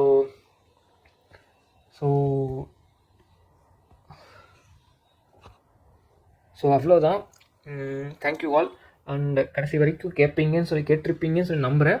அண்ட் இதில் ஏதாச்சும் டவுட் இருந்துச்சு அப்படின்னா நீங்கள் வந்துட்டு கமெண்ட் செக்ஷனில் வந்துட்டு கேளுங்க. என்ன டவுட்டாக இருந்தாலும் கேளுங்க. நானும் உங்களை மாதிரி ஒரு நார்மல் பீப்புள் தான், நீங்கள் வந்து கேட்கலாம். ஸோ நான் எல்லாத்துக்குமே வந்துட்டு ஆன்சர் பண்ணுவேன். ஓகேங்களா? அண்ட் சொன்ன மாதிரியே யூனிட் வைஸ் சிலபஸ் டிகோடிங் வந்துட்டு அப்கமிங் வீடியோஸில் வந்துட்டு நான் பண்ணுறேன். அண்ட் நான் வந்துட்டு ஸ்பெசிஃபிக்காக வந்து எந்த ஒரு சோர்ஸ் புக்கையுமே ஃபாலோ பண்ணல. நான் கம்ப்ளீட்டாக எல்லாமே வந்துட்டு நோட்ஸ் நான் ஹேண்டியாக வந்து நான் நோட்ஸ் எடுத்து வச்சு படிச்சது தான். ஸோ நான் வந்துட்டு அந்த நோட்ஸ் வந்துட்டு உங்களுக்கு கண்டிப்பாக அகாடமிக் கிராஷ் கோர்ஸ் மூலமாக ஷேர் பண்ணிடுவேன். அண்ட் மினிமல் ரிசோர்ஸ் லிஸ்ட்னு ஏன் போட்டிருக்கேன் அப்படின்னா, இப்போ பொலிட்டிக்கல் சயின்ஸ் படித்த எல்லாத்துக்குமே தெரியும் இந்தியன் பாலிட்டி பை லக்ஷ்மிகாந்த் அப்படிங்கிறது வந்துட்டு நமக்கு வந்து பைபிள் மாதிரி அப்படின்னு சொல்லிட்டு. ஸோ நான் அந்த மாதிரி ரொம்ப பேசிக் புக்ஸான இந்த இந்தியன் பாலிட்டி வந்துட்டு ஃபாலோ பண்ணியிருக்கேன். மற்றபடி பெரிய பெரிய புக்ஸ்லாம் நான் படித்ததில்லை. Global politics, Andrew Heywood, O P Gauba, political theory, அப்புறம் ராஜீவ் பகவான் யாரோ ஒருத்தவங்களை சொல்லுவாங்க, இதெல்லாம் நான் படித்ததே கிடையாது. அந்த புக்ஸ் எப்படி இருக்குன்னு கூட எனக்கு தெரியாது. ஸோ அது வந்து ஒரு மித். சோர்ஸை வந்து படித்தா மட்டும்தான் கிளியர் பண்ண முடியும் அப்படிங்கிறது இந்த ஒரு மித், ஓகேங்களா? ஸோ கன்சிஸ்டன்சி அப்படிங்கிறது கீ. நம்ம ட்ரிக்கதை வச்சு படித்தாலே நம்மளால் கிளியர் பண்ண முடியும் எந்த ஒரு எக்ஸாமாக இருந்தாலுமே. ஸோ நான் அதான் நம்புகிறேன். And I want to say one thing. நான் வந்து இப்போ ஒரு ரீசெண்டாக ஒரு 10 days தான் ஆச்சு ஸ்பெசிஃபிக்கலாக யூஜிசி நெட் பொலிட்டிக்கல் சயின்ஸ் ஆஸ்பிரண்ட்ஸுக்கு ஹெல்ப் பண்ணுறதுக்காக ஒரு டெலிகிராம் சேனல் வந்துட்டு ஆரம்பிச்சிருக்கேன். அண்ட் அதில் வந்துட்டு கொஞ்சம் நோட்ஸ்லாம் வந்துட்டு நான் வந்து போட்டிருக்கேன். அண்ட் டுடே டார்கெட்ஸ் மாதிரி கொடுத்துருக்கேன். So if you wish you can join that too. And ஃபர்தராக ஏதாச்சும் டவுட்னாலும் நீங்கள் அங்கேயும் வந்துட்டு கேட்கலாம். நீங்கள்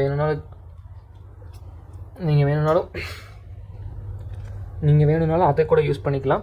and at last stay tuned and subscribe to Edumaster Academy. So மீண்டும் சந்திக்கும் வரை பாய்.